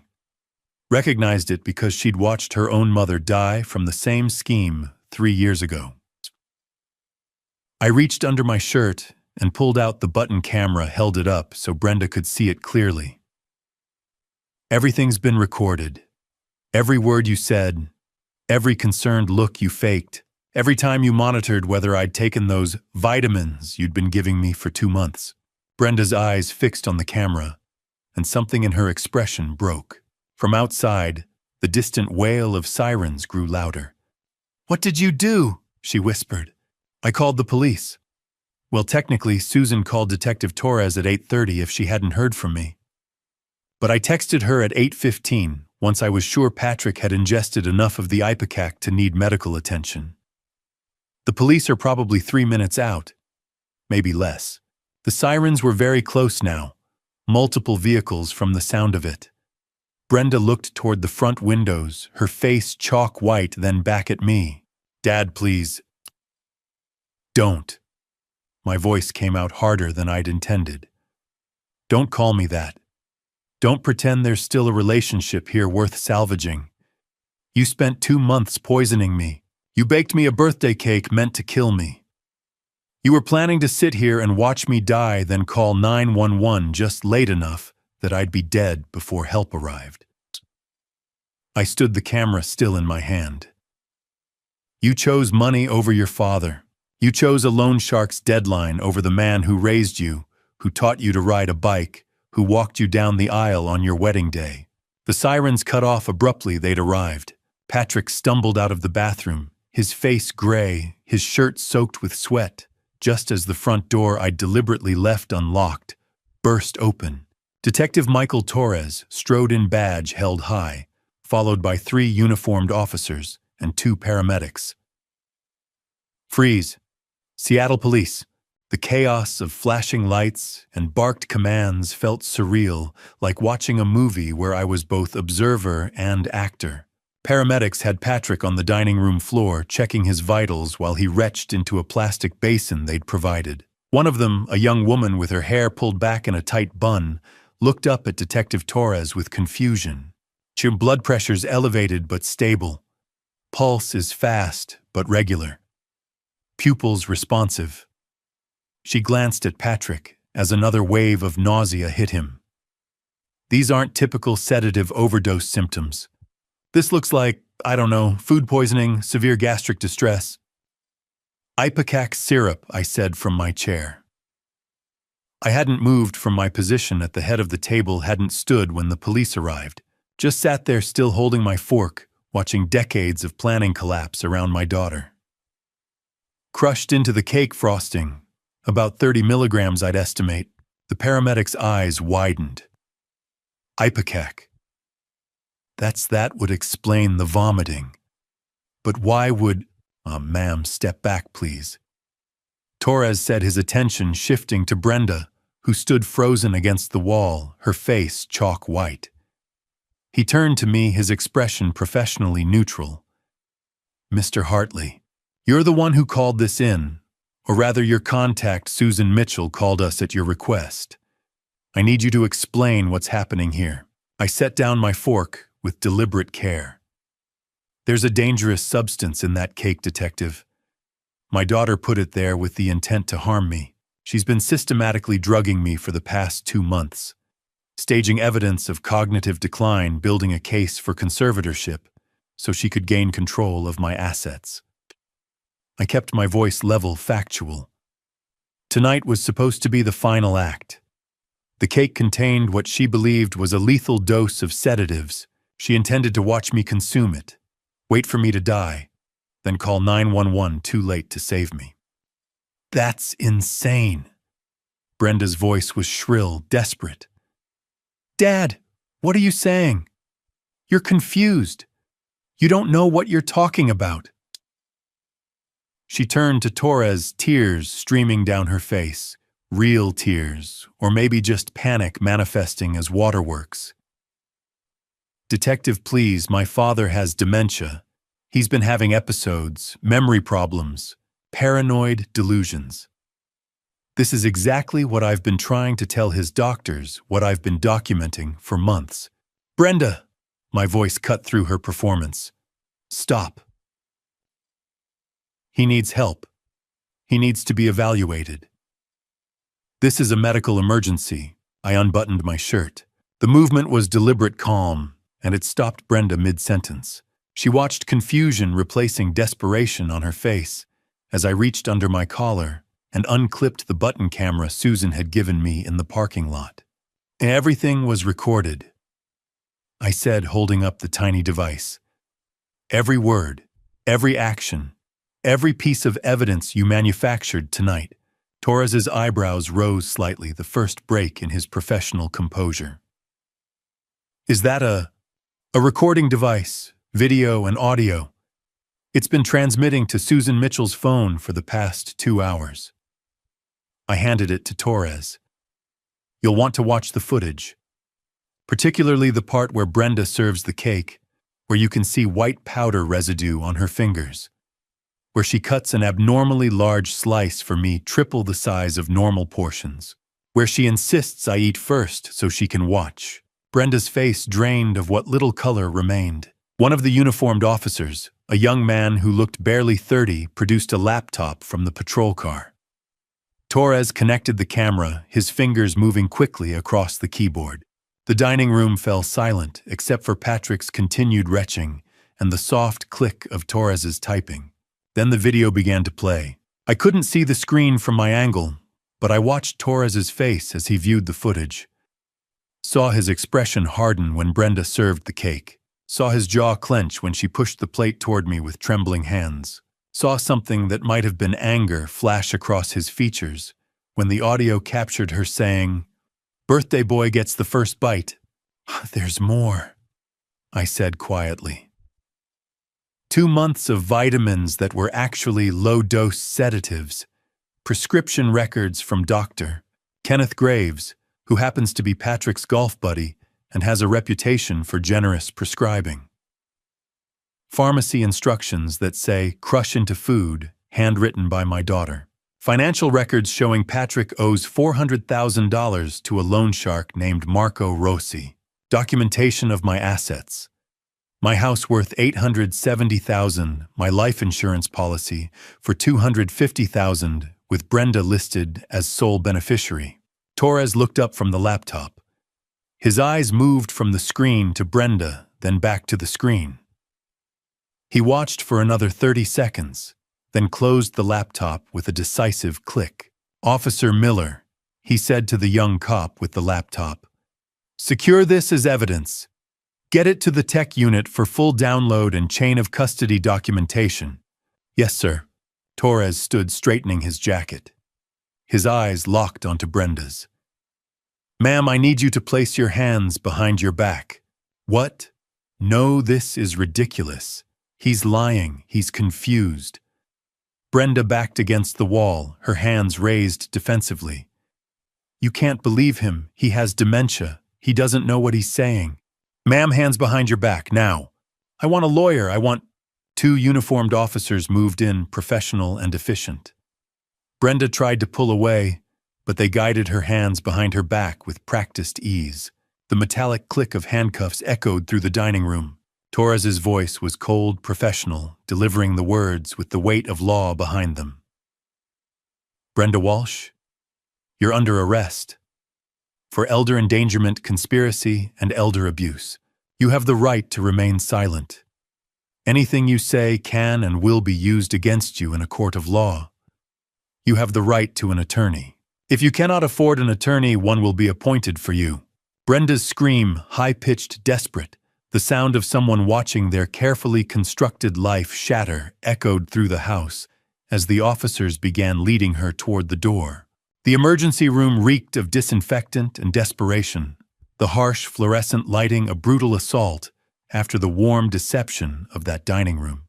I sat in a plastic chair in the interview area, a glorified corner separated from the main ER by a flimsy curtain, while Detective Torres took my formal statement. Across the emergency department, visible through the gap in the curtain, Patrick lay in an ER bed with an IV in his arm and a uniformed officer standing guard.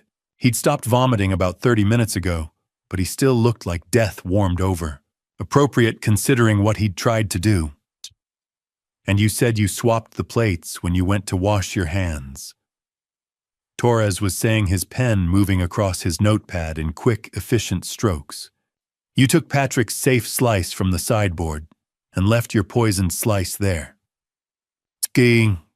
Correct. I kept my voice steady, factual. I'd given this statement 3 times already, once at the house, once in the patrol car, and now here in the ER. The repetition was deliberate, Torres checking for inconsistencies in my story. But there weren't any inconsistencies. Just the truth, cold and simple as structural steel.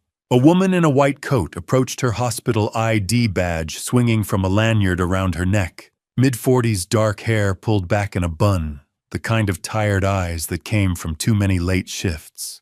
Detective Torres. She extended her hand. Dr. Claire Donovan, toxicology. I have the preliminary results on your patient. Torres stood shaking her hand. That was fast. Elder abuse cases get priority. Dr. Donovan pulled a tablet from under her arm, swiping through screens. Your victim, she glanced at me. Mr. Hartley, correct, we ran a full toxicology panel. And here's where it gets interesting. I leaned forward despite myself. No sedatives detected. Dr. Donovan said, her finger tracing down the tablet screen. No benzodiazepines, no barbiturates, no Z-drugs. Nothing in the sedative hypnotic class at all. Torres frowned. But the daughter claimed she'd been giving him sedatives for 2 months. The prescription records, I'm telling you what the blood work shows. Mr. Hartley's system is clean. Dr. Donovan swiped to another screen. What we did find in Mr. Patrick Walsh's system is emetine and cephaline, both alkaloids found in ipecac syrup. Levels consistent with ingestion approximately 2 to 3 hours ago. Ipecac, Torres's frown deepened. That's an emetic. Makes you vomit. How did sedatives become ipecac? A thought hit me like a freight train. Someone had switched the pills before tonight. Before Brenda ever crushed them into that chocolate frosting. Detective, Patrick's voice, weak and hoarse, drifted across the ER. The uniformed officer stepped aside as Torres moved toward the bed, and I followed Torres, not stopping me. Patrick looked up at us with red-rimmed eyes, his face still pale and clammy. I need to tell you something. Torres pulled out his notepad.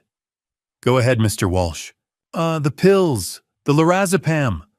I got them from Nathan Cooper. Patrick's voice cracked. Save More Pharmacy on Pike Street. He sold them to me. Under the table. No prescription. I paid him $200. So you purchased sedatives illegally from a pharmacist named Nathan Cooper, Torres repeated, writing. At Save More on Pike Street. Yeah. I gave them to Brenda, told her they were what Dr. Graves prescribed for Scott. She thought they were legitimate. Patrick closed his eyes. But if what the doctor's saying is true, if they weren't sedatives at all, then someone switched them, I said quietly. All eyes turned to me. Nathan Cooper. I continued working through it aloud. Patrick gave him money for sedatives. Nathan took the money, gave him pills, said they were lorazepam. But they weren't. They were ipecac. I looked at Torres. He knew. He knew what Patrick was planning to do with them. Dr. Donovan nodded slowly. That would explain why Mr. Hartley's blood work is clean, despite allegedly taking sedatives for 2 months. If the vitamins his daughter gave him were actually ipecac all along, he would have been vomiting constantly. Torres finished.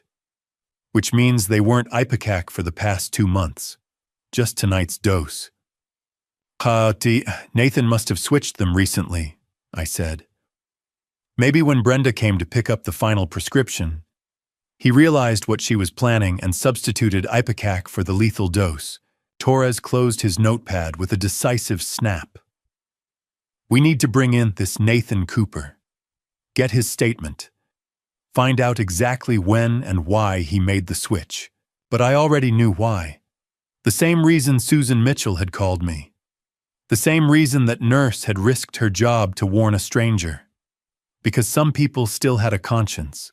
Some people couldn't stand by and watch a murder happen, even if reporting it officially might cost them everything. Nathan Cooper had saved my life, and he'd done it in a way that wouldn't immediately expose him. If Patrick's plan had worked, if I'd eaten that cake without swapping the plates, I would have gotten violently ill but recovered. Patrick and Brenda would have panicked, called 911, and I would have survived to tell the police what they'd done. Either way, Nathan had ensured I wouldn't die. Mr. Hartley, Torres's voice pulled me back to the present. You swapped the plates, which means you ate Patrick's safe slice. But Patrick ate what you thought was your poisoned slice, which turns out to have been ipecac instead of sedatives. He met my eyes. Now, if those pills had been real sedatives like Patrick and Brenda believed you'd be dead right now. The weight of that statement settled over me like a heavy blanket. Dead. Not in a hospital giving statements, but on a morgue slab while Brenda played the grieving daughter, and Patrick calculated how quickly they could access my bank accounts. Someone we don't know saved your life tonight. Torres said, his voice grave. We need to find whoever switched those pills. After midnight in a windowless room that reeked of burnt coffee and old paperwork, I learned the actual price my daughter had set on my life. Special Agent Lisa Monroe sat across from me, her FBI badge clipped to her belt, a laptop open between us. Detective Torres stood against the wall, arms folded, watching, as Monroe pulled up screen after screen of Patrick's digital life bank statements, text messages, search histories, the kind of evidence that told a story more damning than any confession. Mr. Hartley, I'm with the FBI's Financial Crimes Unit, Monroe said, her voice carrying the practiced calm of someone who'd delivered terrible news many times before. Detective Torres called us in because your son-in-law's debts connect to an ongoing organized crime investigation. My chest tightened. Organized crime. Monroe turned the laptop toward me. The screen showed a series of wire transfers, each one larger than the last, all flowing from Patrick's account to something called Rossi Capital Management, LLC. The Marco Rossi, Monroe said. He runs a loan operation out of Tukwila. On paper, it's a legitimate private lending firm. In reality, it's a loan sharking operation with interest rates that would make a credit card company blush. We've been building a RICO case against him for 3 years. She clicked to another screen, text messages. I recognized Patrick's number at the top. Payment due October 30th. $400,000 plus interest. No extensions. 2 weeks, Patrick. Then we come for you. Chico, we know where your family lives. Your wife. Your daughter. Don't make this harder than it needs to be. The timestamp on the last message, October 1st. 2 weeks before tonight's dinner. 2 weeks before Patrick and Brenda had planned to kill me. $400,000! I said quietly, the number sitting heavy in my stomach.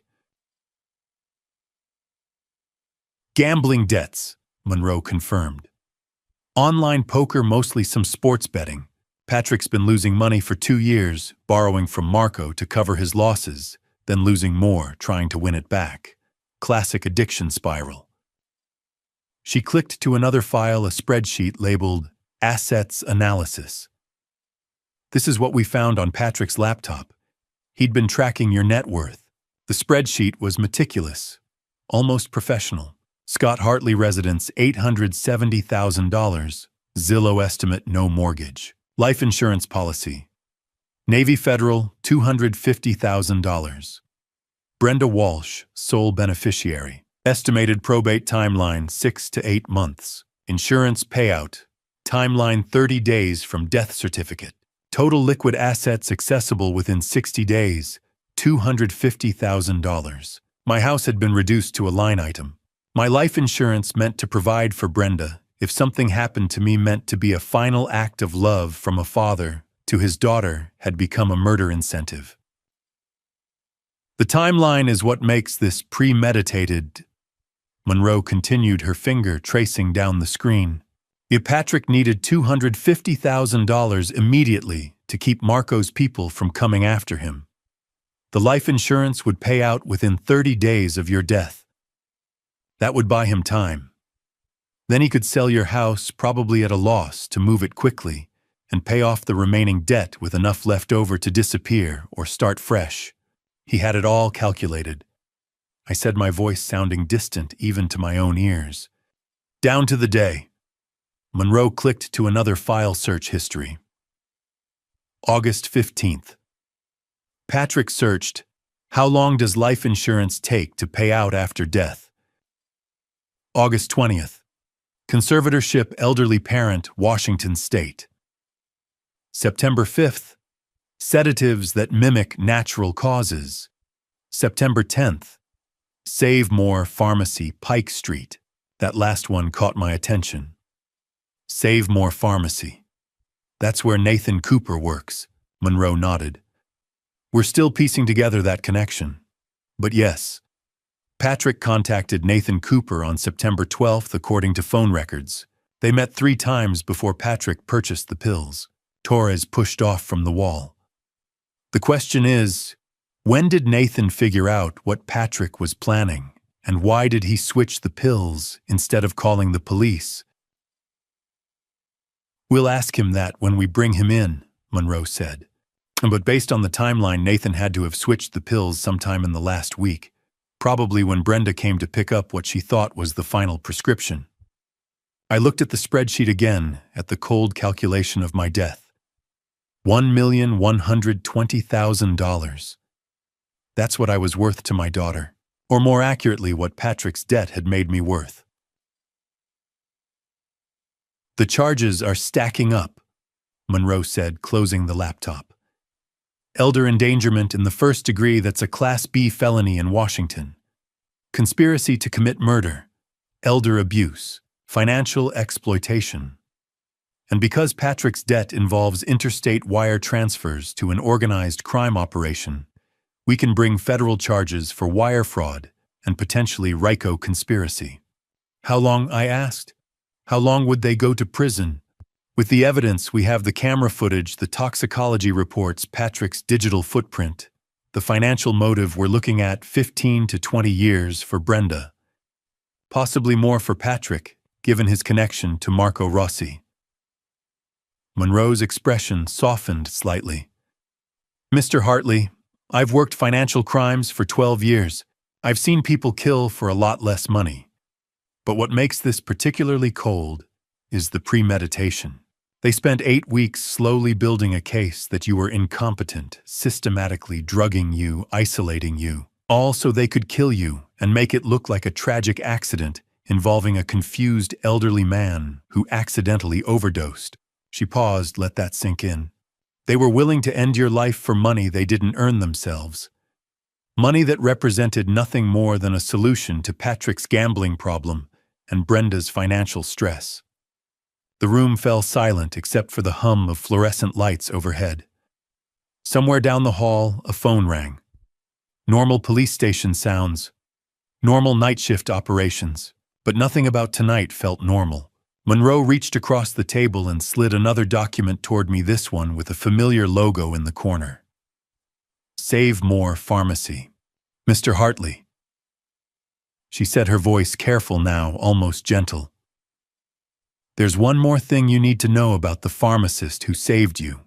2 days later, the county jail visitation room was divided by thick, bulletproof glass phones on either side, like something from an old movie. Detective Torres had arranged this meeting at my request.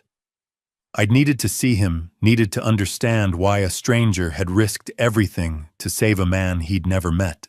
The FBI wanted to interview Nathan about his illegal prescription sales, about his connection to Patrick, about the exact timeline of when he'd switched the pills. But I'd asked first. Torres had granted me 20 minutes. Nathan Cooper looked smaller than I'd imagined.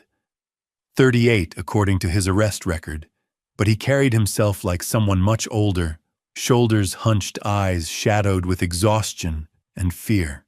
He wore an orange jumpsuit that hung loose on his frame, and when he sat down across from me and picked up the phone, his hand trembled. Mr. Hartley. His voice through the phone was quiet, hoarse. I don't know what to say. Start with how you knew, I said. How you knew what Patrick was planning. Nathan's eyes dropped to the counter in front of him. Poker. We played at a private game every Thursday night. Been doing it for about a year. Patrick was irregular. Lost more than he won, but he kept coming back. Got worse and worse over the summer. He took a breath. Early September, he showed up drunk, started talking about his father-in-law, about how much the old man's house was worth, how much his life insurance was. At first I thought he was just venting, stressed about money. But then he asked me if I could get him sedatives, off the books, no prescription. And you said yes. I said yes. Nathan's jaw clenched. I've been selling pills under the table for 2 years. Started after my wife left when I couldn't make rent and pay for my daughter's daycare on just my salary. It's wrong. I know it's wrong. But I told myself it wasn't hurting anyone, just people who wanted painkillers or sleeping pills, who didn't want to deal with doctors and insurance. Until Patrick told me exactly what he wanted to use them for. Nathan looked up, met my eyes through the glass. He was drunk enough that he didn't filter anything. Told me about the conservatorship plan, about getting you declared incompetent, about the birthday dinner where they'd give you the final dose. He even laughed about it, said the old man won't know what hit him. The memory of that laugh seemed to physically hurt Nathan. His shoulders curled further inward. I should have called the police right then, he continued. Should have recorded the conversation, turned him in, done something. But I couldn't. His voice cracked. If I reported Patrick, I'd have to explain how I knew. I'd have to admit I was selling drugs illegally. I'd lose my license, go to jail, and then what happens to my daughter? She's 6 years old, Mr. Hartley. 6. Her mom's not in the picture. I'm all she has. So you switched the pills? I switched the pills. Nathan nodded, something that might have been relief crossing his face. Patrick came back 2 weeks later, wanted to buy lorazepam. 50 tablets, 30 milligrams each. I took his $200, gave him a bottle with the right label, told him exactly how to crush them into powder. But the pills I gave him weren't lorazepam. They were ipecac syrup tablets. Emetic, makes you vomit. Makes you vomit violently for 30 minutes. Nathan corrected.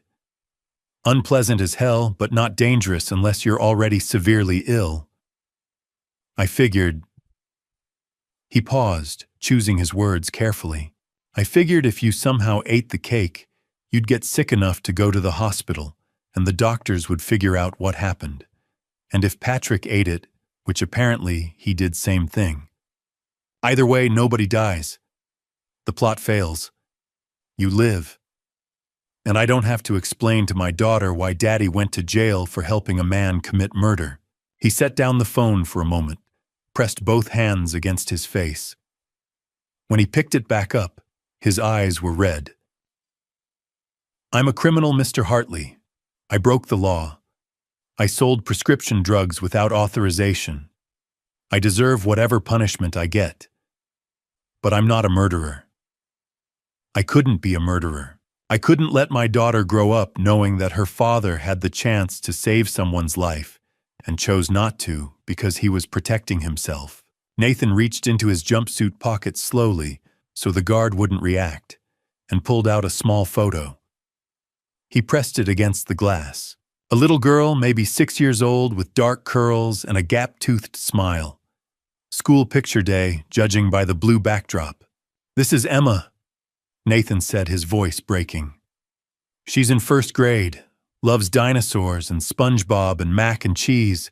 Every night before bed, she asks me to tell her a story where the hero saves someone. She believes her dad is a good person. He pressed the photo harder against the glass, like he could push it through to me. I needed to actually be that person, just once, even if nobody ever knew, even if it cost me everything. The weight of what he'd done, what he'd sacrificed, settled over me like a heavy blanket.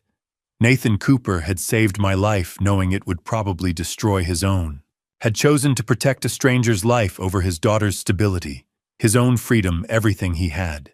I stood up, slowly moved closer to the glass, and pressed my palm against it, where Nathan's hand held the photo. "You saved my life," I said, my voice thick. "Thank you." Nathan's face crumpled. The photo slipped from his fingers as both hands came up to press against the glass where mine rested on the other side. His shoulders shook with silent sobs. "I have to pay for my crimes, Mr. Hartley." He managed through tears. "I know that. The FBI, the DEA, they're going to prosecute me for everything. I'll lose my license. I'll probably spend a year in prison, maybe more. But at least now I can live in peace with myself." He looked at me through the glass, through his tears, and I saw something I hadn't expected to see in a county jail visitation room: redemption. Not forgiveness, not absolution, just a man who'd done something wrong for 2 years. Finally doing something right, regardless of the cost. "So can I," I said quietly. 3 months later, the courthouse steps felt steeper than I remembered, or maybe I was simply carrying more weight that morning. January in Seattle meant gray skies and cold rain, the kind that seeped through fabric and settled deep into your bones. I wore my Navy dress uniform. I hadn't put it on in 15 years, but it still fit. It felt right, like I was standing not only for myself, but for everyone betrayed by the people they trusted most. Inside, the courtroom was full. Reporters crowded the back rows. Courtroom artists sketched furiously. FBI agents, including Lisa Monroe, sat behind the prosecution. Detective Torres gave me a subtle nod as I entered. And there in the front row sat Olivia, 14 years old, sitting perfectly still, trying very hard to be brave. Judge Ruth Wallace entered, and we all rose. She was in her 60s, gray hair pulled into a severe bun, eyes sharp and unwavering, the kind of judge who had seen humanity at its worst and still believed in accountability. During pretrial hearings, I'd learned she lost her own mother to financial exploitation years earlier. She understood exactly what this case represented. "Please be seated," she said. "We are here for sentencing in the matter of the state of Washington versus Brenda Walsh and Patrick Walsh, and the separate matter of the United States versus Nathan Cooper."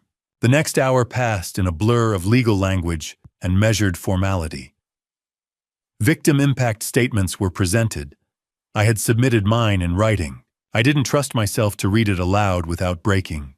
The prosecutor read portions instead about betrayal, about trust, about 8 weeks of deliberate poisoning, and about a daughter who calculated her father's death down to insurance timelines.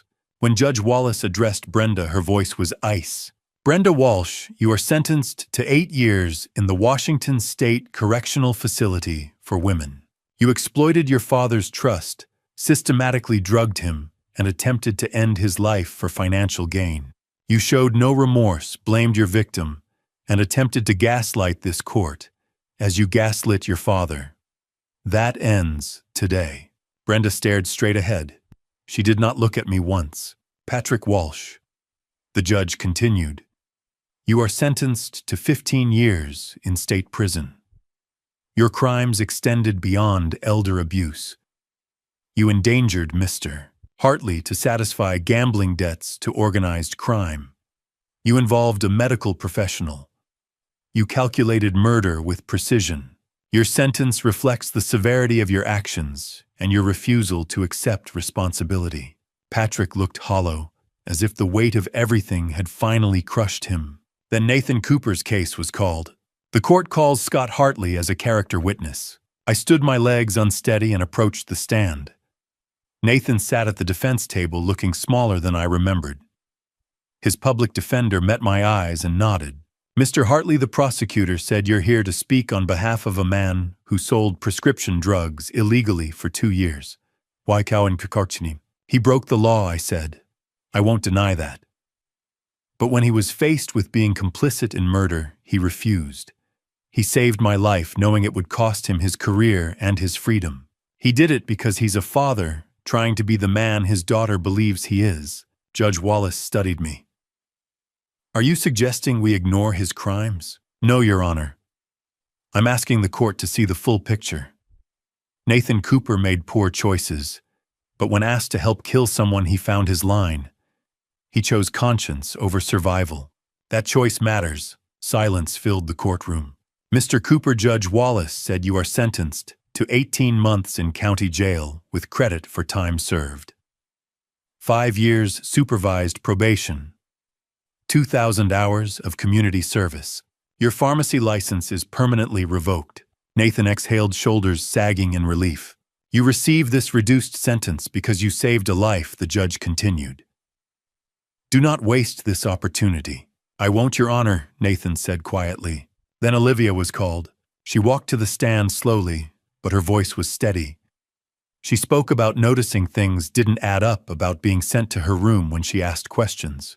The judge protected her from unnecessary detail. When asked where she wanted to live, Olivia looked directly at me. "With Grandpa, if he'll have me." Judge Wallace reviewed the evaluation and granted custody. Brenda and Patrick were led away in chains. Neither looked back. I felt no triumph, only exhaustion and grief. Outside, reporters swarmed. Olivia slipped her hand into mine. "What happens now?" she whispered. I squeezed her hand gently. "Now we heal, sweetheart. Now we heal." By the summer of 2025, 6 months after those courthouse steps, the house that had once been my nightmare had become something unexpectedly beautiful. The July sun poured through open windows, warming the hardwood floors where Brenda had once served poisoned cake. The dining room where Patrick had eaten his own murder weapon now held a long table surrounded by mismatched chairs, most of them donated, where people could gather without fear. The kitchen smelled of fresh coffee and blueberry muffins Susan had baked before sunrise. The Hartley Mitchell safe house, named for both of us, the man who survived and the nurse who refused to let him die. Susan stood in the living room, adjusting a banner that read, "Welcome Home," painted in Olivia's careful handwriting. She looked different than she had 9 months earlier in that dim parking lot, handing me a button camera and a desperate plan. The exhaustion had faded from her face. She'd found purpose here, directing this place, using her nursing skills to help people like her mother, people betrayed by those they trusted most. "They'll be here in 20 minutes, she said, checking her watch. "Are you ready?" I nodded. Our first 2 residents. Margaret, 78, whose son had forged her signature for 3 years, and James, 81, whose daughter-in-law had been overdosing him on sleeping pills while quietly selling his belongings. Both had been rescued by Adult Protective Services. Both needed a safe place to begin again. Both needed what I had needed, people who wanted their time and stories, not their money. "Grandpa." Olivia came downstairs with her laptop under one arm. The tech corner's ready. 3 iPads charged. She'd turned 17 last month, finished her college applications, and earned a full scholarship to the University of Washington to study social work. The girl who had once been an innocent witness to her parents' crime had decided to spend her life protecting others. I couldn't have been more proud. "Nathan just pulled up," Susan said from the window. I watched him park his old Honda. Emma climbed out beside him, 7 years old now, her gap-toothed smile unchanged. Nathan had been released after 4 months for good behavior, and now served the rest of his sentence on supervised probation. He volunteered here 3 days a week, teaching medication safety and basic chemistry, using his knowledge for something good. Mr. Hartley, he said, shaking my hand. Emma wanted to help with the welcome cookies. Then she needs an apron, I said, ruffling her hair. She laughed and ran into the kitchen where Susan was already setting out bowls. At 2 o'clock, Detective Torres arrived with Margaret and James. I watched them climb the porch steps, carefully holding small suitcases containing what remained of lives damaged by greed. Margaret's hands trembled. James kept glancing behind him. I recognized that fear. Welcome, I said, opening the door wide. You're safe here. Margaret's eyes filled with tears. I don't have much money left. My son took. We don't want your money, I said gently. We want you to heal. That's all. At 3 o'clock, we gathered in the backyard for the sign unveiling. Susan had commissioned a local artist to carve it from reclaimed wood, Hartley Mitchell's safe house where family begins again. I'd prepared a short speech. Just the truth. 9 months ago, I sat at a table with people I loved, and they tried to kill me for money. My daughter, my son-in-law, people I trusted completely. They calculated my death down to insurance timelines. I paused, looking at Susan, Nathan, Olivia, Margaret, James, and Detective Torres. That experience taught me something important. Family isn't defined by blood.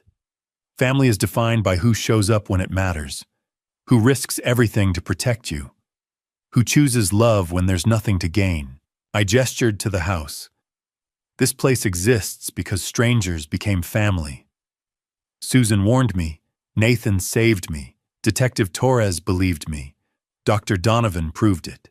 Olivia stayed when she didn't have to. None of them gained anything. They did it because that's what real family does.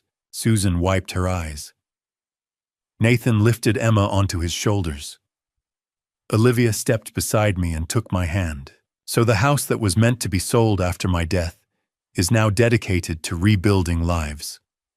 Not the families people were born into, but the families they choose. I pulled the cord, and the sign swung into the sunlight. Welcome home. Later, as evening settled, I stood on the porch watching Olivia teach Margaret how to use an iPad. The woman laughed as she sent her first email to a granddaughter she'd been kept from. Inside, Nathan helped James organize his medications, explaining labels and dosages. Susan prepared tomorrow's meals, humming softly. On the mantel, Daphne's photo smiled. Beside it sat her chocolate cake recipe, not as a reminder of poison, but of reclamation. My phone buzzed. A message from Detective Torres Marco Rossi, indicted on 47 counts. Patrick cooperated. Justice. Another text followed Mr. Hartley. This is Margaret. Olivia helped me with my phone. Thank you for giving me hope again. I looked through the window at Margaret smiling at her screen like it was a miracle. Maybe it was. Olivia stepped beside me and handed me lemonade. It's really happening. Everything we planned, I said. She leaned against me as laughter echoed through the house. Family isn't blood. Family is choice. And this was a legacy worth leaving. And to you listening to this story, remember this family betrayal cuts deeper than any stranger's knife, because it comes from the hands we trusted to hold us, not harm us. I learned that lesson at 72 years old, sitting at a birthday dinner where my own daughter served me poisoned cake. But I also learned something more important, that God places people in our path exactly when we need them. Susan, Nathan. Detective Torres, none of them were family by blood, but all of them chose to save a stranger's life when they had nothing to gain from it. That's divine intervention wearing human faces. Looking back, I see my mistakes clearly now. I trusted without verifying. I ignored the small warning signs because I didn't want to believe my daughter could change so drastically. I let love blind me to reality. Don't be like me. Don't assume that because someone is family, they have your best interests at heart. Watch for the signs: sudden interest in your finances, attempts to isolate you from friends, unexplained medications, pressure to sign documents you haven't reviewed. Trust your instincts. If something feels wrong, it probably is. Here's my personal belief earned through 9 months of hell.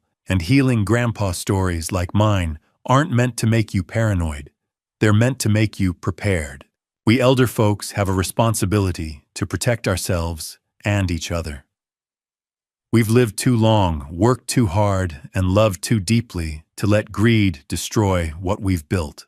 And for those of you with aging parents or grandparents, remember that your attention is worth more than any inheritance.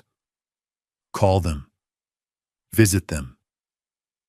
Know what's happening in their lives. Family betrayal happens in silence and isolation. Your presence is the best prevention. The grandpa stories that matter most aren't the ones about being victimized. They're the ones about surviving, healing, and building something better from the ashes. That's what the Hartley Mitchell Safe House represents. That's what Olivia's decision to study social work represents. That's what Nathan's choice to teach chemistry instead of sell illegal pills represents. Redemption, second chances, grandpa stories about hope. So here's my call to action for you. If this story resonated with you, if it made you think about your own family relationships or opened your eyes to elder abuse, leave a comment below sharing your thoughts or your own experiences. Your story might save someone else. Share this video with someone who needs to hear it. Maybe an elderly neighbor, maybe an adult child who needs a wake-up call. And if you found value in this grandpa story, please subscribe to this channel. There are more stories coming. Stories that might just change your life or save someone you love. Thank you for staying with me until the end. Thank you for listening to an old man's tale of family betrayal and redemption. A final note, the stories on this channel contain fictional elements created for educational purposes. While inspired by real-world issues, characters and specific events are dramatized to illustrate important lessons. If this content isn't for you, please feel free to explore other videos that better suit your preferences. But if you stay, know that every story here is told with one purpose: to protect, to educate, and to remind you that you're never alone. Stay safe, stay vigilant, and remember, real family is the people who show up when it costs them something. God bless you all.